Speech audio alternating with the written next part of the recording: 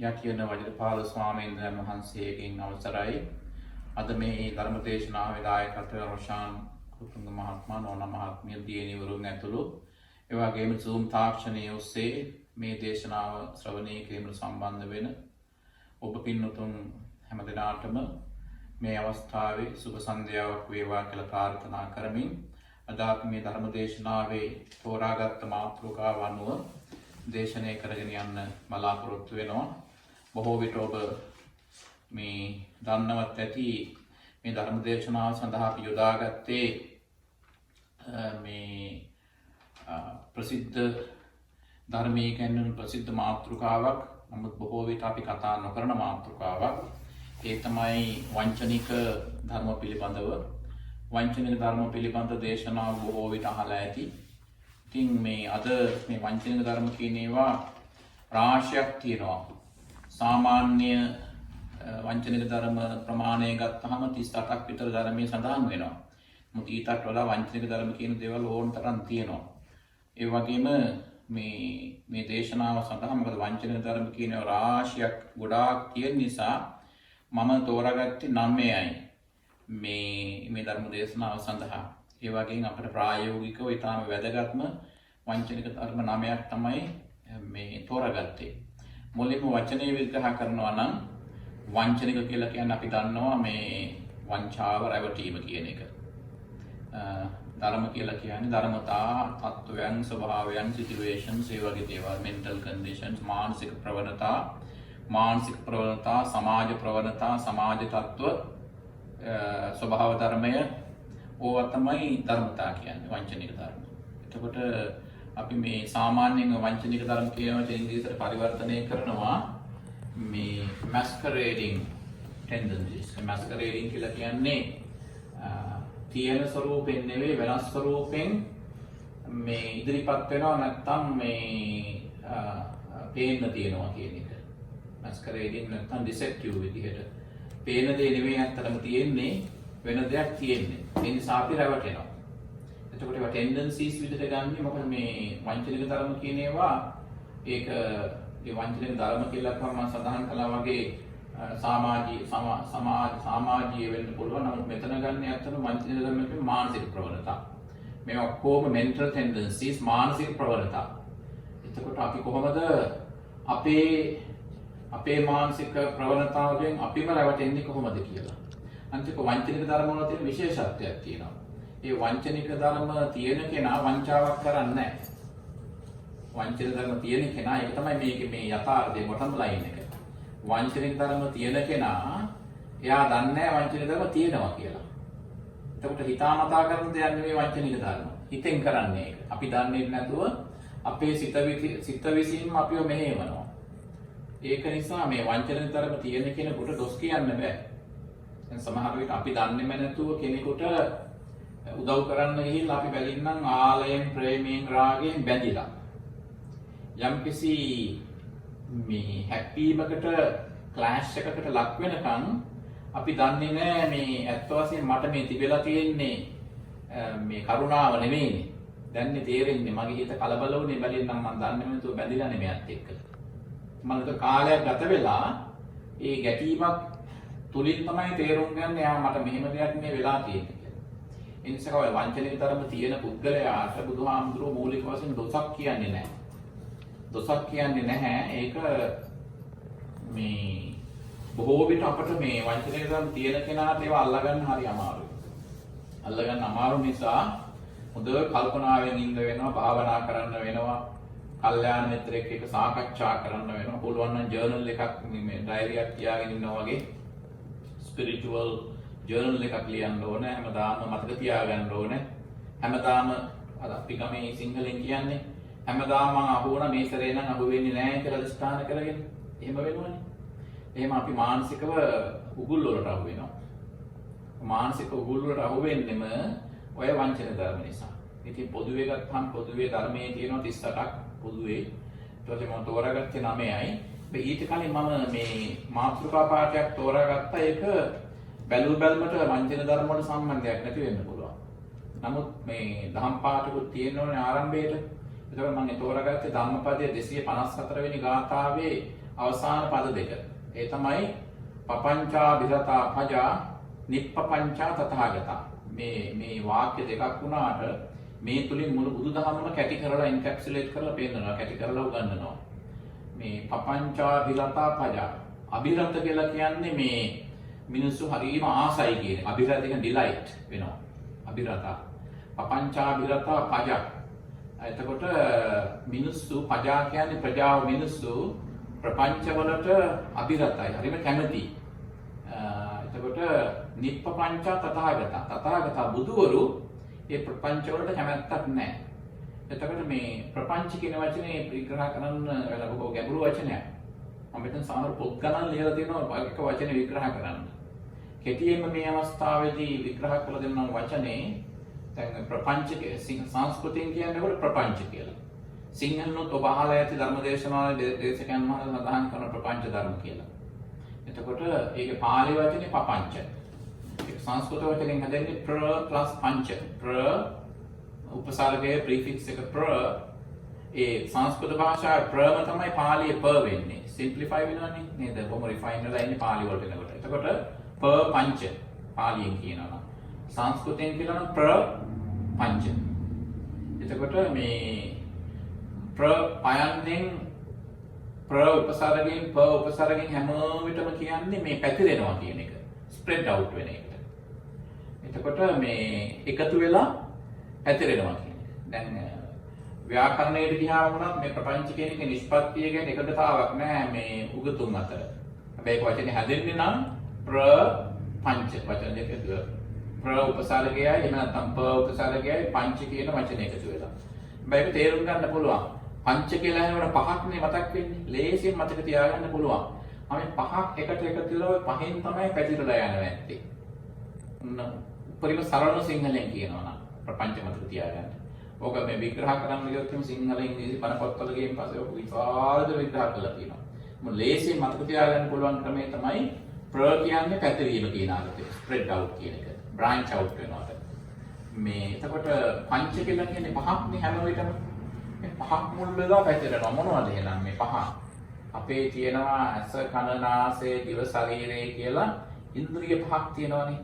ওই ඉන්ද්‍රිය පහ මුල් කරගෙන මේ අපි දේවල් එකතු කරනවා. ඒ නිසා ඔය මේ ප්‍රපංච කියන වචනේ ඉංග්‍රීසි වචනේ මේ proliferation එකක්. එහෙම නැත්නම් conceptual proliferation. Proliferation කියලා කියන්නේ එකතුවක් නේ හැම විටම නේද? අපි කියනවා society is a proliferation of individuals. සමාජය පුද්ගලයන්ගේ එකතුවකි. එහෙමනේ අපි proliferation විග්‍රහ කරන්නේ. හැබැයි මෙතන මේක ධර්මානුකූලව මනෝවිද්‍යාත්මකව ගන්න හින්දා නිකම්ම proliferation කිව්වහම මොනවා හරි ගොඩක් එකතු වුණා වෙන්න පුළුවන් හින්දා අපි මේකට දාගන්න මනෝවිද්‍යාත්මක තේරුම් තියෙන්න ඕන හින්දා ප්‍රපංච පපංච කියන වචනේ විග්‍රහ කරන්න ඉංග්‍රීසියෙන් conceptual proliferation. සංකල්පීය එකතුව. ඒ කියන්නේ සංකල්ප නැත්තම් අපි concepts මවනවා නිතරම. දැන් මොකෙන්ද මේක දැන් මේ කරන්නේ? ප්‍රපංචනේ. අපේ ඇස කන නාසය දිව ශරීරයේ ඉන්ද්‍රිය පහ තියෙනවා. ඉන්ද්‍රිය 6ක් තියෙනවා. ඉන්ද්‍රිය 6 ගත්තම මෙතනදී 6 වෙනි ඉන්ද්‍රිය තමයි එකතු කිරීමේ මූලස්ථානය වෙන්නේ. ඒ කියන්නේ database එක වෙන්නේ. control center එක වෙන්නේ database එක වෙන්නේ 6 වෙනි ඉන්ද්‍රියෙන් හින්දා ඒ හින්දාම වෙන්න ඕනේ මේ ඉන්ද්‍රිය 6ක් ඇතුළත් කරන්න නැතු ප්‍රපංච කියන එකේ 5ක් විතරක් ගන්න. ඇත්ත වශයෙන්ම ඉන්ද්‍රිය 6ක් තිබුණාට හැම වෙලේටම ක්‍රියාත්මක වෙන්නේ මූලික පංචකාම සම්පත්තියට ආවම ලෝකයක් එක්ක අපි ගැටෙනකොට අපි අපවලම කතා කරන්නේ පංච ඉන්ද්‍රිය ගැන. ෂඩේන්ද්‍රිය ගැන නෙමෙයි. ඉන්ද්‍රිය 6 ගැන කියන්නේ නැහැ. ඉන්ද්‍රිය 6 මූලිකව අපි ක්‍රියාත්මක වෙන්නේ මුල් ඉන්ද්‍රිය පහ මුල් කරගෙන. 6 වෙනි ඉන්ද්‍රිය අපි පාවිච්චි කරන්නේ අර මුල් ඉන්ද්‍රිය පහෙන් එකතු කරන දත්ත අපි ගබඩා කරන මේ මොනවද ඒවට කියන්නේ? මේ දත්ත ඒවට අපි කියනවා data processing. මේ කියන්නේ දත්ත විග්‍රහ කරලා බලනවා. එකතු කරන දත්ත විග්‍රහ කරන්න තමයි 6 වෙනි ඉන්ද්‍රිය පාවිච්චි කරන්නේ. හැබැයි එකතු කරපු දත්ත විග්‍රහ කරන වෙලාව නතර කරලා සමහරවල් මොකද කරන්නේ? හිත විවේකයක් අරගෙන හිත ඇතුළේ තියෙන වෙන දේවල් ගැනත් සම්බන්ධ වෙනවා. ඒකට කියනවා මනෝවිඤ්ඤාණය කියලා. අර මුල් ඉන්ද්‍රිය වලින් එව දේවල් එකතු කරන එක එකතු කරගෙන යනවා මේ මොකෙන්ද? 6 වෙනි ඉන්ද්‍රියෙන් මනසෙන්. හැබැයි ඔක්කොම එකතු කරලා ඉන්ද්‍රිය පහන අයින් වලාට පස්සේ ඔය උදාහරණයක් කරන හීන දකින්නකොට එහෙම මනස ඊට පස්සේ මනස එකතු කරගත්ත අදහස් තියෙනවනේ. එහෙම නැත්නම් ගෙනාපු ප්‍රවණතා උපතින්ම ගෙනාපු ප්‍රවණතා කියනවනේ අපි කියන්නේ ඒවා මේ innate tendencies සහජ ප්‍රවණතා. ඒ සහජ ප්‍රවණතා ඒව ගැන ගිහිල්ලා බලනවා හිතෙන් හිටපු ගමන්. ඒකටනේ අපි ගමේ සිංහලෙන් සාමාන්‍යයෙන් කියන්නේ යා මනෝ ගහලා ඉන්නවා කියලා. ඒ වගේ වෙලාවට මනෝ පාරක් දාගෙන ඉන්නවා කියලා කියන්නේ ගමේ. ඒ කියන්නේ දැන් ඇහැට රූප පේන්නේ නැහැ වෙලාවේ. කනට ශබ්ද කරලා කෑ ගහලා කිව්වත් ඇහෙන්නේ නැහැ. ඒ නිසා කොච්චර හොඳ කෑමක් මේ සුවඳ කෑමක් කිව්වත් ඒ සුවඳ දැනෙන්නේ නැහැ. නහය ළඟට ගිහලා හොඳ පර්ෆියුම් එකක් ස්ප්‍රේ කළාට ඕක තේරෙන්නේ නැහැ. ඊට පස්සේ මේ බොහොම මේ මොනවද සෙමර වලිගේ එකක් ගෙනල්ලා මේ පවන් ගහලා ඇඟේ ඇතිල්ලුවත් ඒක තේරෙන්නේ නැහැ. ඊට පස්සේ කටට මීපැණි දැම්මත් තේරෙන්නේ නැහැ. ඇයි? ඉන්නේ 6 වෙනි ඉන්ද්‍රිය. දැන් මෝඩ් එක වෙනස් වෙලා. ඒ මනෝලෝකයට ගිය වෙලාවේ. ඒ යන්නේ අර ඒ මොනවද මනස සහ අදහස් කියන්නේ mind and ideas concepts ඒවා යන්නේ. නමුත් මුල් ඉන්ද්‍රිය පහෙන් තමයි අපේ පැවැත්ම තියෙන්නේ. ඒතර දැන් මෙතන මේ ගත්තාම මේ proliferation කියන්නේ එකතුවක් නේ හැම විටම. එතකොට දැන් පංච කියලා කියන්නේ conceptual proliferation. මේ කියන්නේ අර ඉන්ද්‍රිය පහ හරහා මොකද කරන්නේ? සංකල්පීය සංකල්ප එකතු කරලා නිකන් ඉන්නේ නැහැ. ඒවා ඔස්සේ පතුරවන්න පටන් ගන්නවා, ස්ප්‍රෙඩ් අවුට් වෙනවා. ඒක දිගට අරගෙන යනවා. මේ එතකොට දැන් පංච කියන එකේ මූලික තේරුම මොකදද? මේ conceptual proliferation, conceptual spread out, conceptual expansion, මේ conceptual manifoldness. manifold කියන්නේ විවිධත්වයනේ. එක අදහසක ඔන්න එක අදහසක් අපි අල්ල ගන්නවා. නැත්නම් යමක් දකිනවා. දැකලා මොකද කරන්නේ? ඒක හිතට ගන්නවා. හිතට නම් මොකද විග්‍රහ කරනවා. විග්‍රහ කරලා දැන් සුදු උදාහරණයක් ගන්න තමයි වංචක ධර්ම වලට මේ මම මේ වංචක ධර්ම වල පසුබිම තමයි මේ කියන්නේ තාම. මොකද පසුබිමක් ඕන වෙන හැම විටම ඕනම ධර්ම කාරණේකදී පසුබිමක් අවශ්‍ය වෙනවා. මම පසුබිමයි මේ කියන්නේ මේ. ඒකයි මම මේ ලයින් දෙක ධම්මපද 254න් තෝරගත්තේ පසුබිම විග්‍රහ කරන්න ඕනේ හින්දා. එතකොට දැන් මොකද කරන්නේ අපි හිතන ඔන්න අද උදේ එයා මන් දිහා බැලුවේ නැහැ කියලා කල්පනා කරනවා. ඊට පස්සේ මාසෙකට පස්සේ නියම හේතුව බලාන යනකොට එයා ඊට වඩා ප්‍රශ්නක ඉඳලා බලන්න නැතුව වෙනද බලනවා. අද බලන්න බැලලා තියෙන්නේ ඒක බලන්න අමතක උනේ මොකක්වත් ඉඳන්නේ නොසලකීල්ලෙන් ඉඳ නෙමෙයි. ඊට අපිට ප්‍රශ්නයක් තිබුණ නැහැ. අපි හොඳට හිටියා ඊට වඩා ප්‍රශ්නයක් තිබුණා අපි දන්නේ නැහැ. නොබල ගියා. ඊට පස්සේ මම මොකද කවදාවත් නැතුව බැලුවේ නැත්තේ. හරි. ඊට කන්නත් ඔබ එහෙනම් අද විතරන්නේ ඔබට කන්නත් කළා. අදයි මට ඔක අහුුනේ. ඊට පස්සේ කියලා අපි ගොඩාක් දේවල් සංකල්පයක් ගොඩනගනවා එතන. ගොඩනගලා ඕක වැඩි කරනවානේ. ඒකයි ඔකට conceptual expansion කියන්නේ spread out කරනවා. මේ ඊට පස්සේ ඕක තව පැතිකඩ එකතු කරනවා. හරි වෙනදා වගේ කතා කරගෙන නැති හින්දා වෙන්නේ නැති. හරි වෙනදා වගේ තේ බොන්න කතා කළෙත් නැහැ. මම ඒකතර ගියෙත් නැහැ. කියලා තව පැතිකඩ එකතු කරනවා. facets පැතිකඩ ඔකට එකතු කරනවා. එකතු කරලා ලොකු පොතක් පිළියන්නා වගේ විශ්වය ගැටලෙන්න කල්පනා කරනවා. නේද? අර කියන්නේ අපි think sky and earth වගේ. අහස පොළොව ගැටලෙන්න දෙක ඈඳලා කල්පනා කරන විශ්වය ලොකුවට අරගෙන යනවා. අරගෙන ගිහින් ලොකු පොතක් ලියනවා හිතෙන්. ඊට පස්සේ දැන් මාස ගානක් අහන්න ඕනේ නැහැ. මම අහන්න යන්නේ නැහැ. ඕනේ නැහැ. බැලුවේ නැහැ අවශ්‍ය නැහැ. කියලා මාසෙකට විතර පස්සේ ගියාට පස්සේ අහම්බෙන් කතා කරලා අනේ මම මහා ලොකු මානසික ප්‍රශ්නයක හිටියේ මේවාට කතා කරන්න බැරුණා කාලයකට පස්සේ මේ මුදල් ප්‍රශ්නයක් වෙලා නැත්නම් මට මේ අසනීපයක් හැදලා පිළිකාවක් හැදලා මේක මම කාටවත් කියන්න නැතුවත් එන්නේ හිටියේ කියලා අහනකොට මම ඔයාලට ඇඬෙනවා. අනේ දෙවියනි මම කොච්චර වැරදි සංකල්පයක හිටියේ මේ බැලින්නම් මට වඩා ප්‍රශ්නයක් තිබෙලානේ මට නිකමට මම කතා කරලා මං හිතානේ මාත් එක්ක මේ වෛරයක් බැඳගෙන කතා කරන ඉන්නෝයි කියලා ප්‍රපංචය. ඔන්න ඕවට තමයි ප්‍රපංච කියන්නේ. එතකොට බුදුහාමුදුරු මේ දේශනා කරනවා පපංචාවිරතා පජ. ඒ කියන්නේ ජනතාව මේ ප්‍රපංච වලට හරිය අභිරති කියලා කියන්නේ රති කියන්නේ කැමැත්ත. අභිරති කියන්නේ තද කැමැත්ත, delight එක. ඒ කියන්නේ පපංචාවිරතා පජ. People delight in conceptual proliferations. සංකල්ප මවාගත්ත සංකල්ප වලට මිනිස්සු බැඳෙනවා. හරි ආදරයක්. නිප්පපංචා තථාගතා. තථාගතස්. ඒ කියන්නේ බුදුවරු කියන අය කෙලස් නැති කරපුවා නිප්පපංචා තථාගතා. එතනදී අදහස් කරන්නේ මේ තථාගතස් Buddha's delight in non-proliferation. කියන්නේ සංකල්ප වලින් තොරව තමයි බුදුරු ජීවත් වෙන්නේ. අපි ජීවත් වෙන්නේ සංකල්ප තුලින්. අපි ජීවත් වෙන්නේ ප්‍රපංචයන් තුලින්. බුදුරු ජීවත් වෙන්නේ සංකල්ප විරහිතභාවයේ. ඒ සංකල්ප විරහිතභාවය කියලා කියන්නේ non-proliferation. එතකොට සංකල්ප වලින් ජීවත් වෙන එක proliferation. එතකොට ඕක තමයි මේ මම පොඩි කාලේ ඔය පිරිවෙනේ පුංචි කාලේ සාමනීරවදී අවදි කරනකොට ඔය ධම්මපදේ පාඩම් කරනකොට මේ වාක්‍ය මුණ ගැහුණා මට හරි ආසාවක් හිතුණා. ඔය වාක්‍ය වචන දෙක වුණාට. පපංචා විරතා පජ නිප්පපංචා තථාගත. තමන්තරයක් විරපාරණී.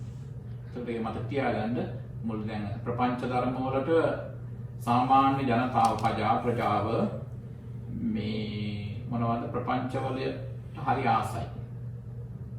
හරි මාසය ඩිලයිට් කියන තද ආස අභිපතියක් තියෙනවා. තද ඇල්මක් තියෙනවා. නමුත් බුදුවරු මේ කිසිම අභිපතියක් ආසාවක් නැහැ සංකල්ප වලට.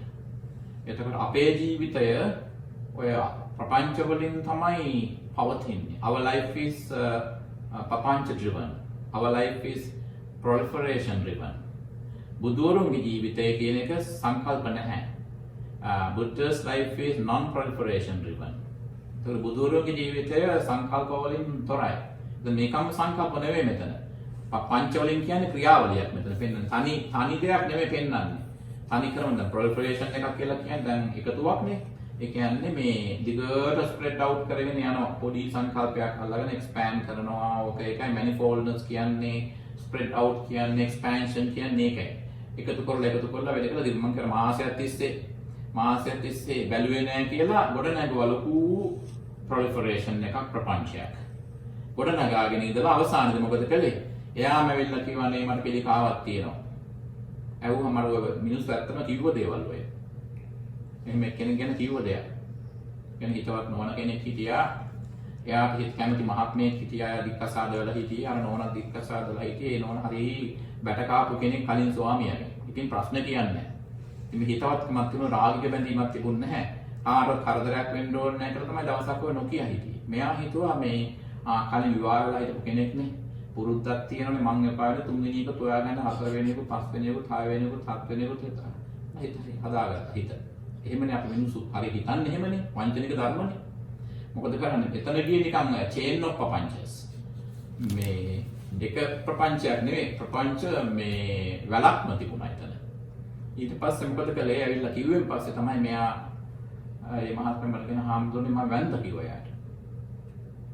වයසලුත් වැඩි ධන ගහලා වැන්ද කිව්වා අනිත් කාන්තාවට. මට සමාවෙන් මං හිතානිකේ වැරදි විදියකට ඉතින් ඔයා කිව්වේ නැති ඇයි පිළිකාවක් තියෙනවා. ඊට පස්සේ නෑ මම කරදර කරන්න කැමති උන්නේ නෑ. ඊට පස්සේ මෙයා ඉතින් පාපොච්චාරණයක් කන්ෆියුෂන් එකක් කරලා තියෙනවා. මං හිතාගෙන හිටුව වැරදි කිව්වම අරයත් අඬලා. ඊට පස්සේ අරයට ඇඬලා කිව්වොත් ඇයි අඬන්නේ මට සමාවෙන්න නෑ අඬන්නේ ඒක නෙමෙයි. අඬන්නේ ඔයිට වඩා කට කාපු කෙනෙක් මම. ඕක නැතිනම් මට. බලන්න ඕක ඔය මේ ප්‍රපංච ධර්ම සංසාරයේ බුදුහාමුදුරු දේශනා කරන ප්‍රපංචයන් නිසා සසර දික් වෙනවා කියන්නේ ඕක. එතකොට ඔය ප්‍රපංච කියන වචන හැමෝටම මේ පින්නතුන් ඔය වංචනික ධර්ම ගැන අහනකොට මතක තියාගන්න මේ ඔය ප්‍රපංච ගැන. තව විදිහකට කියනවා ඕක මේ self reflexive thinking. ඒ කියන්නේ මොනවා හරි දෙයක් දැක්කහම ඒක Tamanට ආදේශ කරලා Tamanට ආරෝපණය කරන අපි හිතනවා. self reflective ඕකමනේ අපි කරන්නේ. අර පෙර දේශනාවල විතර සඳහන් කළේ බුදුහාමුදුරුවෝ ඇයි පංච පුද්ගලයෙක් ඉන්නවා කියලා දේශනා කරන්නේ නැතුව පුද්ගලයෙක් ඉන්න බව පිළිගත්තා. හැබැයි අභිධර්ම දේශනාවලදී ගැඹුරු දේශනාවලදී පුද්ගලයා කියලා කියන්නේ නැතුව පුද්ගලයා විග්‍රහ කළේ පංචස්කන්ධය කියලා. එවෙ නැත්නම් පුද්ගලයා විස්තර කරේ රූප වේදනා මොනවද කායානුපස්සනා චිත්තානුපස්සනා වේදනානුපස්සනා ධම්මානුපස්සනා කියලා හතරකට බෙදලා පුද්ගලත්වයේ හතරකට බෙදලා පැතිකඩ හතරක් විතර විග්‍රහ කළා. එහෙම නැත්නම් පංචස්කන්ධයක් විතර විග්‍රහ කළා. තවත් තැනකට ස්කන්ධ ධාතු ආයතන විදිහට බෙදුවා. එයි එහෙම ඒකට බුදුහාමුදුරන්ගේ ඒ අදහසට ඒකට කියනවා මේ deconstructive approach කියලා. ඒ කියන්නේ deconstruction කියලා කියන්නේ එකට බැඳිලා තියෙන දේක් කොටස් වලට කඩන එකනේ. හරියට ඇසෙම්බල් කරපු කාර්යය ඩිසෙම්බල් කරන මේ අයින් කොටස් වල අයින් කරන කෑලි කඩනවා වගේ. ඇයි බුදුහාමුදුරු එහෙම ඒ විදිහේ මේ ප්‍රවේශයක් ගන්නෙ? ඒ ප්‍රවේශයෙන් තමයි හැම විටම අවධාරණය කරන්නේ බුදුරජාණන් වහන්සේ. පුද්ගලයෝ ගැන කියන බුදුහාමුදුරු. පුද්ගලත්වය, ලස්සන, පින්දහම්, පෞල් ජීවිතය, රූපය ඒවා ගැන වර්ණනා කරන බුදුහාමුදුරු. ඒවා හොඳයි පිනට ලැබෙන්නේ ඒවා ගන්න, ලබා ගන්න කියලා. හැබැයි නිර්වාණගාමී මාර්ගය විස්තර කරනකොට ඒ අප්‍රෝච් එකෙන් ඒ ප්‍රවේශයෙන් අයින් වෙනවා. අයින් වෙලා අර මේ මොනවද ඉදිරිපත් කරන්නේ? අර ඩිකන්ස්ට්‍රක්ටිව් අප්‍රෝච් එක. ඒ කියන්නේ මේ එකතු කිරීම නෙමෙයි වෙන් කරලා බලන්නේ උගන්වනවා. මේක පංචස්කන්ධය ඔය පහට වෙනම තියෙන බැඳීම උපාදානින්ද තමයි ප්‍රශ්නේ ඇති වෙන්නේ කියලා පෙරත් අපි සඳහන් කළානේ. බුදුහාමුදුරුවෝ කොහෙවත් දේශනා කරන්නේ පංචස්කන්ධා දුක්ඛ කියලා. බුදුහාමුදුරුවෝ පංච උපාදානස්කන්ධා දුක්ඛ. පංචස්කන්ධා දුක්ඛ වෙන්නේ පංචස්කන්ධා දුක්ඛ න බුදු වෙන කෙනෙක් වෙලකුත් නැහැ. ඒ බුදු වෙලා පිරුණොත්පාන පංචස්කන්ධ තියෙන දුකක් වෙන්න බෑ නෑ. පංචස්කන්ධවල බැඳීම ක්ලින්ගින් උපාදාන දුකක් වෙන්නේ. එතකොට දැන් ඕක පුද්ගලත්වය අරගෙන ඉන්ඩිවිජුවැලිටි පර්සෝනා එක අරන් විග්‍රහ කරන්න ගියා පුද්ගලත්වය අරන් විස්තර කරන්න ගියාම මොකද වෙන්නේ උතන? එතනදී මොකද වෙන්නේ? එතනදී ප්‍රශ්නයක් ඇති වෙනවා. ඒ ඇතින අවුල මොකද්ද? පුද්ගලත්වය ගැන පුද්ගලත්වය පොදුවේ අරගෙන විග්‍රහ කරන්න ගියාම මිනිස්සුන්ට තේරෙන්නේ නැහැ මේ සංකල්පීය කරණය. අපි මේ සංකල්ප වලට බැඳෙන්නේ කියන්නේ තේරුම් කරන්න බෑ. ඒ නිසා පහට වෙන් කරලා කියනවා රූපයට බැඳීමක් මෙතන තියෙනවා. වේදනාවට බැඳීමක් තියෙනවා. සංඥාවට බැඳීමක්, සංස්කාරවලට බැඳීමක්, ඊට පස්සේ විඥාණයට බැඳීමක් තියෙනවා. කියලා ඔය පහට වෙන දෙන බැඳීම ඉවත් කරපු ඔය බැඳීම අයින් කරපු ගමන් පහ එකතු කරලා බලුවා ප්‍රශ්නයක් නැහැ. ඒක නේ බුදුනාම කෙලස් නැති කරාම ප්‍රශ්නයක් නැහැ. මොකද කෙලස් නැති කරනකම් උත්කලත්ව ඒකත්වයක් විතර නම් ගන්නන්න ගියාට සාමාන්‍ය මිනිසුන්ට තේරෙන්නේ නැහැ ඕක. ඒ නිසා තමයි ධර්ම විග්‍රහයේදී පහට බෙදලා එහෙම නැත්නම් සතිපට්ඨාන සූත්‍රයේදී හතරට බෙදලා එහෙම නැත්නම් ස්කන්ධ ධාතු ආයතන වශයෙන් ආය වෙනම බෙදලා උගන්වන්න. ඒ විදිහට බෙදලා උගන්වනවා. ධාතු යනකම් බෙදලා. ධාතු කියන්නේ පාටිකල්ස් වලට යනකම් බෙදනවා. දැන් ධාතු කියලා කිව්වම ඇටොමික් පාටිකල්ස් විතරක් නෙමෙයි. මානසික ප්‍රවණතාවත් අයිති වෙන්නේ පාටිකල් ධාතු විදිහට. කියන්නේ මානසිතුවිල්ලක් තමයි. අවසාන බය විද්‍යාවෙත් එහෙමනේ. විද්‍යාවෙත් එහෙමනේ ඇටම් එක පරමාණු විග්‍රහ කරගෙන ගියාට පස්සේ in the ultimate analysis of matter මේ ඒ කියන්නේ ඇටම් එකේ සම්පූර්ණයෙන් බෙදලා අවසාන කියන්නේ ඒ ඉතුරු වෙන නතින්නස්නේ. අවසානයේ ඉතුරු වෙන දෙයක් නැහැනේ. හැමදේම සාපේක්ෂයිනේ. ඇටොමික් පාටිකල් එකක් පරමාණුක කොටසකට සාපේක්ෂතාව බෙදිච්ච ගමන් ශක්තිය වල තියෙන සාපේක්ෂතාව රිලටිවිටි එක නැති වෙච්ච ගමන්ම එතනක් මොනවත් නැහැ. ඒ නිසා බුදුහාම නල කලාප සූත්‍රය දේශනා කළේ. ඔය බටහිර විද්‍යාඥයෝ හරිය ආසයි බුදුහාමගේ නල කලාප සූත්‍රයට. සූත්‍රෝන් බැම්බු පෝල්ස් මම ඔය කලින් වතාවේ විග්‍රහ කරලා දෙනවා ඔබ. පොළොවක් ග්‍රවුන්ඩ් එක ලෙවල් කරලා සමතලා කරලා උණ ගස් දෙකක් කපලා ඕක එකිනෙකට සම්බන්ධ වෙන්න අපි ඔක හිතවනවා ඔක තියෙනවා. ඕක හිතවලා ඉපස්සේ පස්සේ පොළොව හරියට සමතලා නම් මේ හරියට මේ උණ ගස් දෙකේ අග ගාහන් කර ඇහලා තියෙනවා නම් එකිනෙකට හේතු වෙන්න අර ග්‍රැවිටි එකට ගුරුත්වයට ඔරොත්තු දීලා ඒක තියෙනවා. ඒක සාපේක්ෂතාව. ඒක තමයි රිලටිවිටි කියන්නේ. ආල්බර්ට් අයින්ස්ටයින් මැරෙන්න කිට් වෙනකොට අවසාන කාලේදී ආ බුද්ධ ධර්මයට කැමති උනේ ඒකනේ. බුදුහාමුදුරන්ගේ ධර්මයේ සාපේක්ෂතාව නිසා. නැත්නම් රිලටිවිටි නිසා. ඒ රිලටිවිටි කියන එක සාපේක්ෂතාව බුදුහාමුදුරන්ගේ ධර්මයේ කියන්නේ කෝසලිටි කියලා. ඒ කියන්නේ මේ හේතුඵල වාදය. එතකොට ආර ගිහිලා බැම්බු පෝල්ස් එක උණගත් එකක් තියෙන හිටවලා තියෙන එකේ ගිහිලා තට්ටුවක් දාන එක ගහගෙන මොකද වෙන්නේ? දෙකම වැටෙනවා. සාපේක්ෂතාව මිදුණු තැන අවත්මක් නැහැ. තේරුමකුත් නැහැ එතන. When the relativity is gone, all the concepts collapse. සංකල්ප බෙද වැටෙනවා සාපේක්ෂතාව නැති වුණා. ඒක තේරුම් ගන්න බැරි වෙන හින්දා මිනිස්සුන්ට පංචස්කන්ධ විග්‍රහය කියලා සතිපට්ඨාන විග්‍රහය තුලින් ස්කන්ධ ධාතු ආයතන විග්‍රහය තුලින් ධාතු විග්‍රහය තුලින් පරමාණුක විග්‍රහය ඒ වගේ මානසික සිතුවිලි ගත්තාම ඒවත් හැමදේම සාපේක්ෂයි කියලා විග්‍රහ කරනවා. ඕක තමයි පසුබිම අද මේ ධර්ම දේශනාවල. දැන් ඊළඟ බලමු තෝරාගත්ත දේවල් වලින් මේ අපි මම කියන්නේ 9යි තෝරාගත්තයද කියලා. ඒකෙන් අපි පළවෙනි එක බලමු. පළවෙනි වංචනික ධර්මය අපි තෝරාගත්තේ මේ මොනවද මේ සික්ඛාකාමතා වේශයෙන් එන කුක්කුච්ච කියන මානසික ප්‍රවණතාව. සික්ඛාකාමතා කියලා කියන්නේ මේ සික්ඛා කියලා කියන්නේ හික්මීමනේ ට්‍රේනින්නේ. ශික්ෂාව කියන්නේ සිල්. සිල් වලින් බලාපොරොත්තු වෙන හික්මීමනේ නේද? එතකොට සික්ඛාකාමතා කියලා කියන්නේ සිල් රකින්න තියෙන ආශාව. සිල් රැකීමේ ආශාවට තමයි සික්ඛාකාමතා කියන්නේ. ඒක ආධ්‍යාත්මික ප්‍රවණතාවක් අපි ගොඩනගා ගත යුතු දෙයක්. හැබැයි සික්ඛාකාමතාව හොඳ දෙයක් වුණාට ගොඩක් ඔය බෞද්ධයන්ට මම දැකලා තියෙනවා ගොඩක් මේ ධර්මයේ දැනගත් අයට පවා ඒ අය වංචනික ධර්මයට අහු වෙනවා. සික්ඛාකාමතාව වුණාට සික්ඛාකාමතාවේ නෑලා ඉන්නේ. කියන්නේ සිල් රැකීමට කැමැත්තෙන් නෙවෙයි ඉන්නේ. ඒ අය ඒකට පෙළඹිලා තියෙන කුක්කුච්ච නිසා. කුක්කුච්ච කියන්නේ කනගාටුවට, worry. කනගාටුවක් නිසා දැන් මට අනන්තවත් මේ සැරේත් ඔය ලංකාවට ගියම කොල්ලෝ කෙල්ලෝ මහාන වෙන්න ඕන කිව්වා. මම හැමෝම වෙන වෙනම ගෙනල්ලා කම්මට්ටාන දුන්නා. කම්මට්ටාන දුන්නා කියන්නේ කවුන්සල් කළා. වෙන වෙනම කතා කළා කියලා. මේ සැරේ 16ක් විතර ආවා. වෙන වෙනම කතා කළාම මම එක ප්‍රශ්නයක් ඇහුවා. අර මේ මොනවද වීසා ඔෆිසර්ස්ලා ප්‍රශ්න අහලා පොඩි ප්‍රශ්න අහලා අවසාන ප්‍රශ්නේ හිර කරනවනේ. මමත් ඒ වගේ ප්‍රශ්න අහලා ඉතින් කරුණු කියන්නේ නැති වුණාම මේ එක සැරේම මම ඇහුවා කවද්ද ප්‍රේම සම්බන්ධතාව නැති වුණේ කියලා. එතකොට ආන්දරට තේරුණාද කියලා මම කිව්වා කියලා. ඊට පස්සේ විග්‍රහ කරලා බැලුවාම මම කිව්වා ඔයාට මේ සිල් රකින්න ආසාව තියෙන්නේ ඔයා අනිත්‍යතාව ලෝකේ ජීවිතයේ අතෝ ස්වභාවයේ තේරුම් ගන්න නෙමෙයි. ඔයාට කනගාටුවක් තියෙනවා සම්බන්ධ කැඩිලා ගියක ගැන. ඔයාට දෙන්නේ වෝරි නැත්තම් කුක්කුච්ච.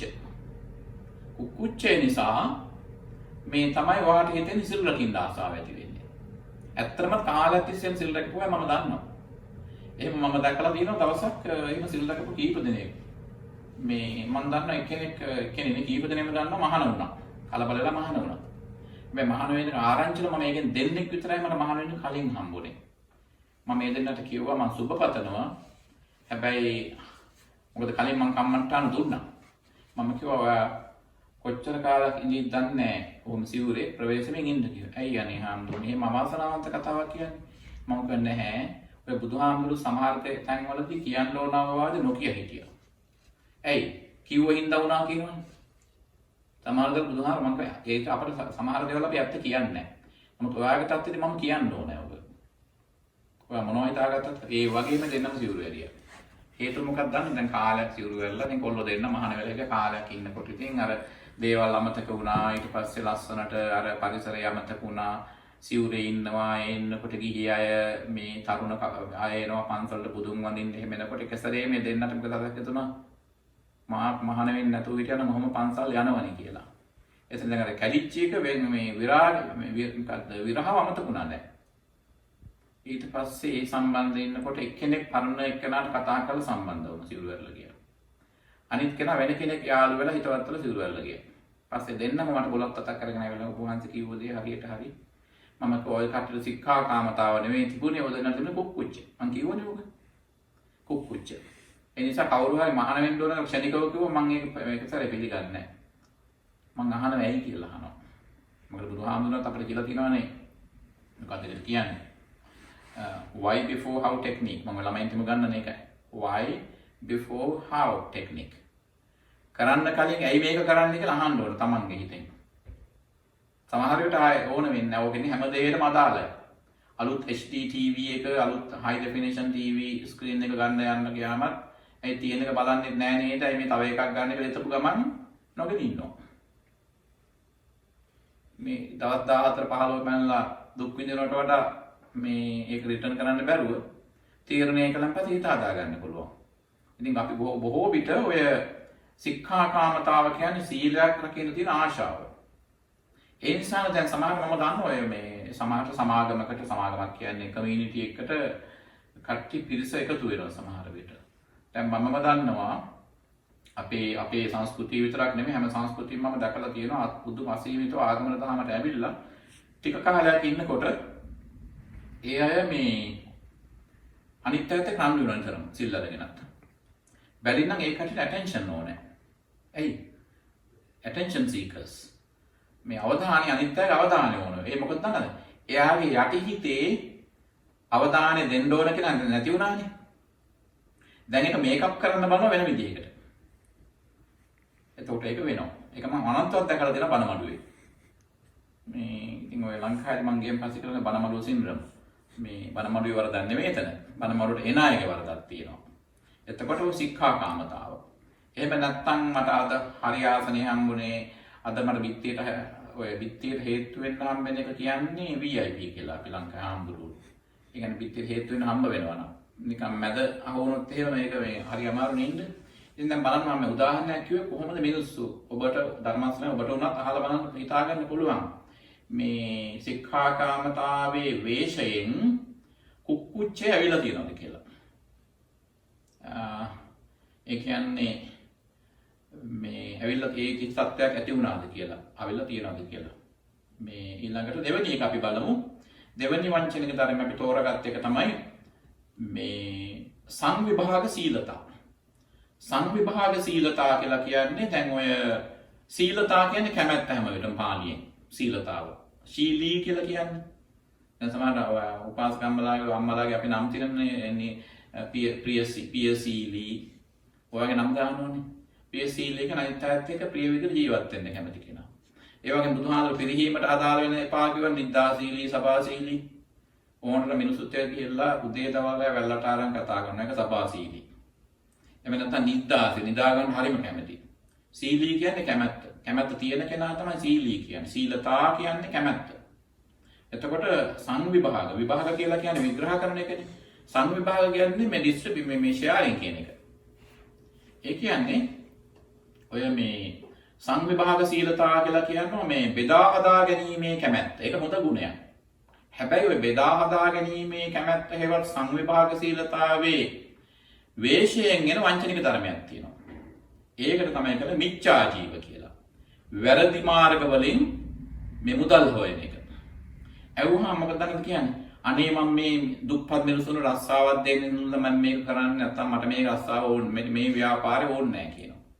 දැන් හැමදාම අර චිකන් නැන් එක ප්‍රශ්නේ වගේ කුකුලද විතර කිකිලද විතරද කියන ප්‍රශ්නේ වගේ මේ හැමදාම අහන ප්‍රශ්නයක් නේ. දැන් බුදුහාම තහනම් කළානේ වස විශ්වල දාම මස් වල දාම අවියායද වල දාම වහල් වල දාම ඔය විදිහට වෙනදාම් මේ තහනම් කළානේ. මේ ඒ වෙනදාම් වලින් එකක් නේ දැන් අර දැන් ඔබ දවසක් කැනඩාවේ කැල්ගරි ඉන්නකොට ඒ බුචර්ස්ලා හරියට ඉන්නවනේ ඇල්බර්ටා බීෆ් ප්‍රසිද්ධයිනේ. මස් හරක් මස් ව්‍යාපාරේ ටෙක්සාස් වගේ ලොකුට තියෙන නෝර්ත් ඇමරිකා තනක් තමයි ඔය හරියට ඉන්න බුචර්ස්ලා එනවා ඔය සමහර පන්සල් වලට.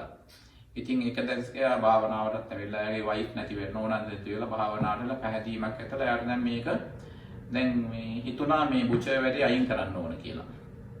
ඊට පස්සේ මස් කපන එක සත්තු මරණ එක අයින් කරලා එයාගේ මස් මේ රස්සාවක් නැහැ මස් පැක් කරන එකට ගියා. මේ කියන්නේ මේ පාර්සල් එකකට පැක් කරන එකට මීට් ප්‍රොඩක්ට් එක හදන එකට. ඊපස්සේ ඒකත් ඉන්නකොට එයා දන්නවනේ එයාගේ මට ඊට පස්සේ අවසාන කාලේ එයා ගිහිල්ලා එළවලුවගා කරන්න පටන් ගත්තා. එළවලුවගා කරනකම ඊට පස්සේ කිව්වා කාලයක් තිස්සේ තිබ්බ දේ නැති වුණා කියලා. පස්සේ දැන් මෙයා දැන් ඒක තදට ව්‍යාපාරයක් කරන් ගියා අර මස් ව්‍යාපාර විරුද්ධව. මම කියන්නේ බුදුහාමුදුරේ අන්තගාමී වෙන්න එපා. පස්සේ එයා මගෙන් ප්‍රශ්නයක් ඇහුවා.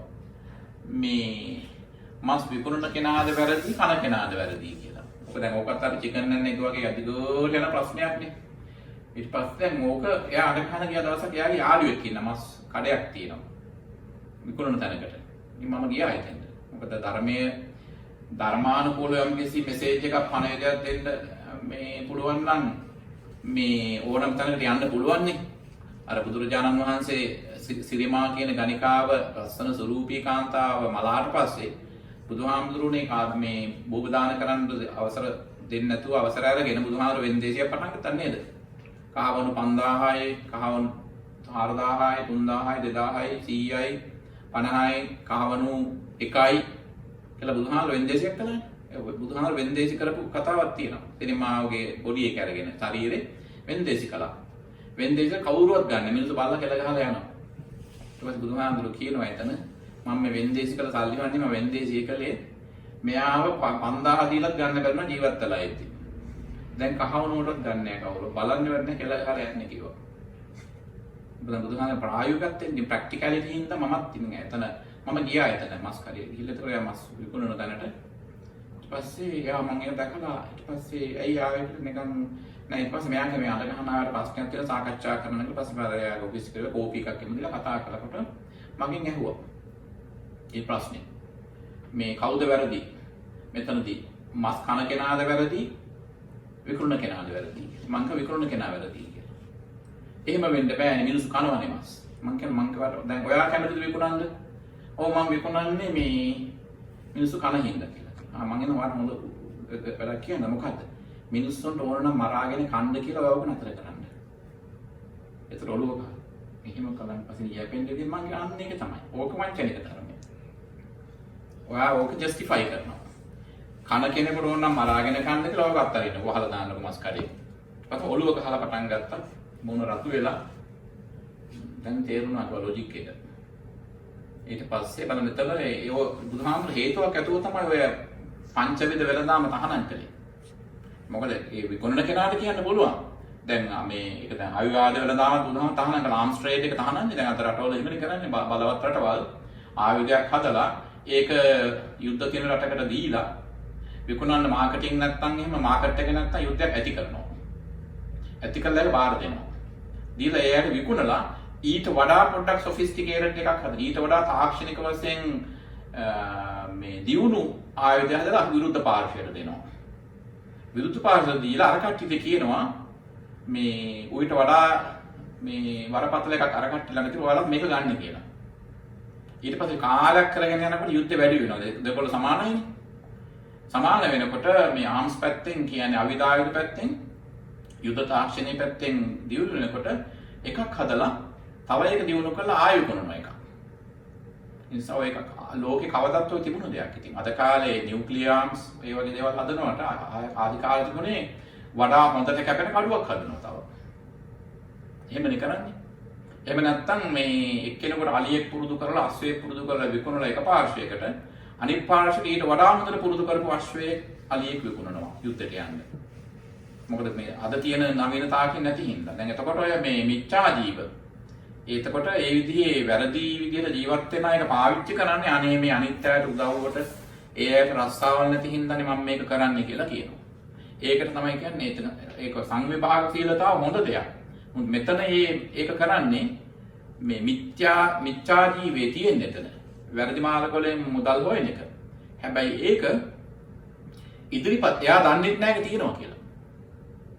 ඒක දන්නේ නැහැ අත්තට. මේක ඒක බනින්න බෑ ඒක සැරේ. එහෙම ඒ විදිහේ වෙනදාමක් කරන කෙනෙක් අවංකවම විශ්වාස කරනවා මම මේකේ ලෝකෙට උදව්වක් කරන්න කියලා. අවංකවම උදව් කරන එකට කියනවා සංවිභාග සීලතා. බෙදා හදා ගැනීම කියලා. ඒ කියන්නේ willing to share සංවිභාග සීලතා. හැබැයි ඒක මිච්ඡා ජීව. ඒක wrong livelihood. වැරදි තුන්වෙනි එක ඊළඟට. සංසග්ග සංඝහ සීලතා. තාරක සංවිභාග සීලතා තව ගුණයක් තියෙනවා මේ සංඝහ සීලතාව. සංඝහ කියන්නේ ට්‍රීට් කරන එකනේ. ඒ කියන්නේ මේ හෙල්ප්ෆුල්නස් එකට. සංඝහ සීලතාව. සංඝහ සීලතාව කියලා කියන්නේ willing to help. මේ අනිත්‍යයට උදව් කරන්න තියෙන ආසාව දෙන සංඝහ සීලතාව. එතකොට සංඝහ සීලතාව කියන්නේ හොඳ ගුණයක්. එතකොට ඔය සංඝහ සීලතාව ගොඩක් අයට අහු වෙනවා මොකද්ද? මේ ඔක අනන්තවත් මිනිස්සු අහු වෙන දෙයක්. අනම් මට ඕන තරම් උදාහරණ තියෙන මිනිස්සු හම්බෙලා තියෙනවා. සංඝහ සීලතාව ඉදිරිපත් වෙනවා වංචක ධර්මයකින්. ඒ වංචක ධර්ම සංසර්ග. සංසර්ග කියන්නේ සංසර්ගය. සංසර්ගය කියන වචනේ සංසර්ග කියලා කියන වචනේ තේරින්ම ලිංගික තේරුමක් තියෙන්නේ. සංසර්ග. ඒ කියන්නේ sexual tendency එක. ඒ පැත්තට හිත යොමු වෙනවා. ඒකට එනසව පරිවර්තනය කරන්නේ සංසර්ග කියන එක පරිවර්තනය කරන්නේ improper involvement කියලා. නොගැලපෙන සදාචාර විරෝධී බන්ධනය. එතකොට අනේ මම ඒක කරන්න උදව්වට කියනවා. මට අනන්තවත් හම්බෙලා තියෙනවා මේ අය. වැඩි ප්‍රතිශතක් පිරිමි කාන්තාව කීප දෙනෙක් හම්බෙලා තියෙනවා. එයා මට කියලා තියෙනවා පෞද්ගලික ඔය කමටහන් දෙන විස්තර කරන අනේ හාමුදුරනේ මම උදව් කරන්නේ කවුරුවත් නැහැනේ. ඉතින් මිනිස්සුන්ටත් උවමනාවක් තියෙනවනේ. සමහර උවමනාවන් ලෝකෙට අනගහලා කියන්න බෑනේ මං ඒව සංසිඳවල දෙනවා. ඉතින් බැලුව බැලමට මට ඉතින් hina යනවා කිව්වහම. බැලුවහම සංඝහ සීලතාව. ඇත්තට මෙයා හිතන්නේ උදව්වක් කියලා ඒක. උදව්වක් වෙනව ඇති. නමුත් යටිහිතේ ඒක වංචනික ධර්ම. ඔය වංචනික ධර්ම වල ස්වභාවය තමයි වංචනික ධර්ම පාලනය කරන්නේ මේ යටිහිත ඔය අනුසය තුලින්. ඒක බොහෝ විට මෝහය මුල් වෙනවා එතෙන්ද. ලෝභ දෝෂ මෝහ තුනම මුල් වෙනවා. ඔය හැම වංචනික ධර්මයකම ඕවා ත්‍රි හේතුක අකුසල වගේ වෙනවා. ලෝභ දෝෂ මෝහ තුනෙන්ම ටික ටික එකතු වෙනවා බොහෝ විට අඩුම තරමේ මෝහය කොහොමද තියෙන හැම වංචනික ධර්මයකටම. ඇයි? මෝහය කියන්නේ මුලාවනේ ඒකනේ. දැන් කුසල මූලයේ කුසලයකට හෝ අකුසලයකට හැම දෙයකටම මුල් වෙන්න ඕනනේ මොනවද?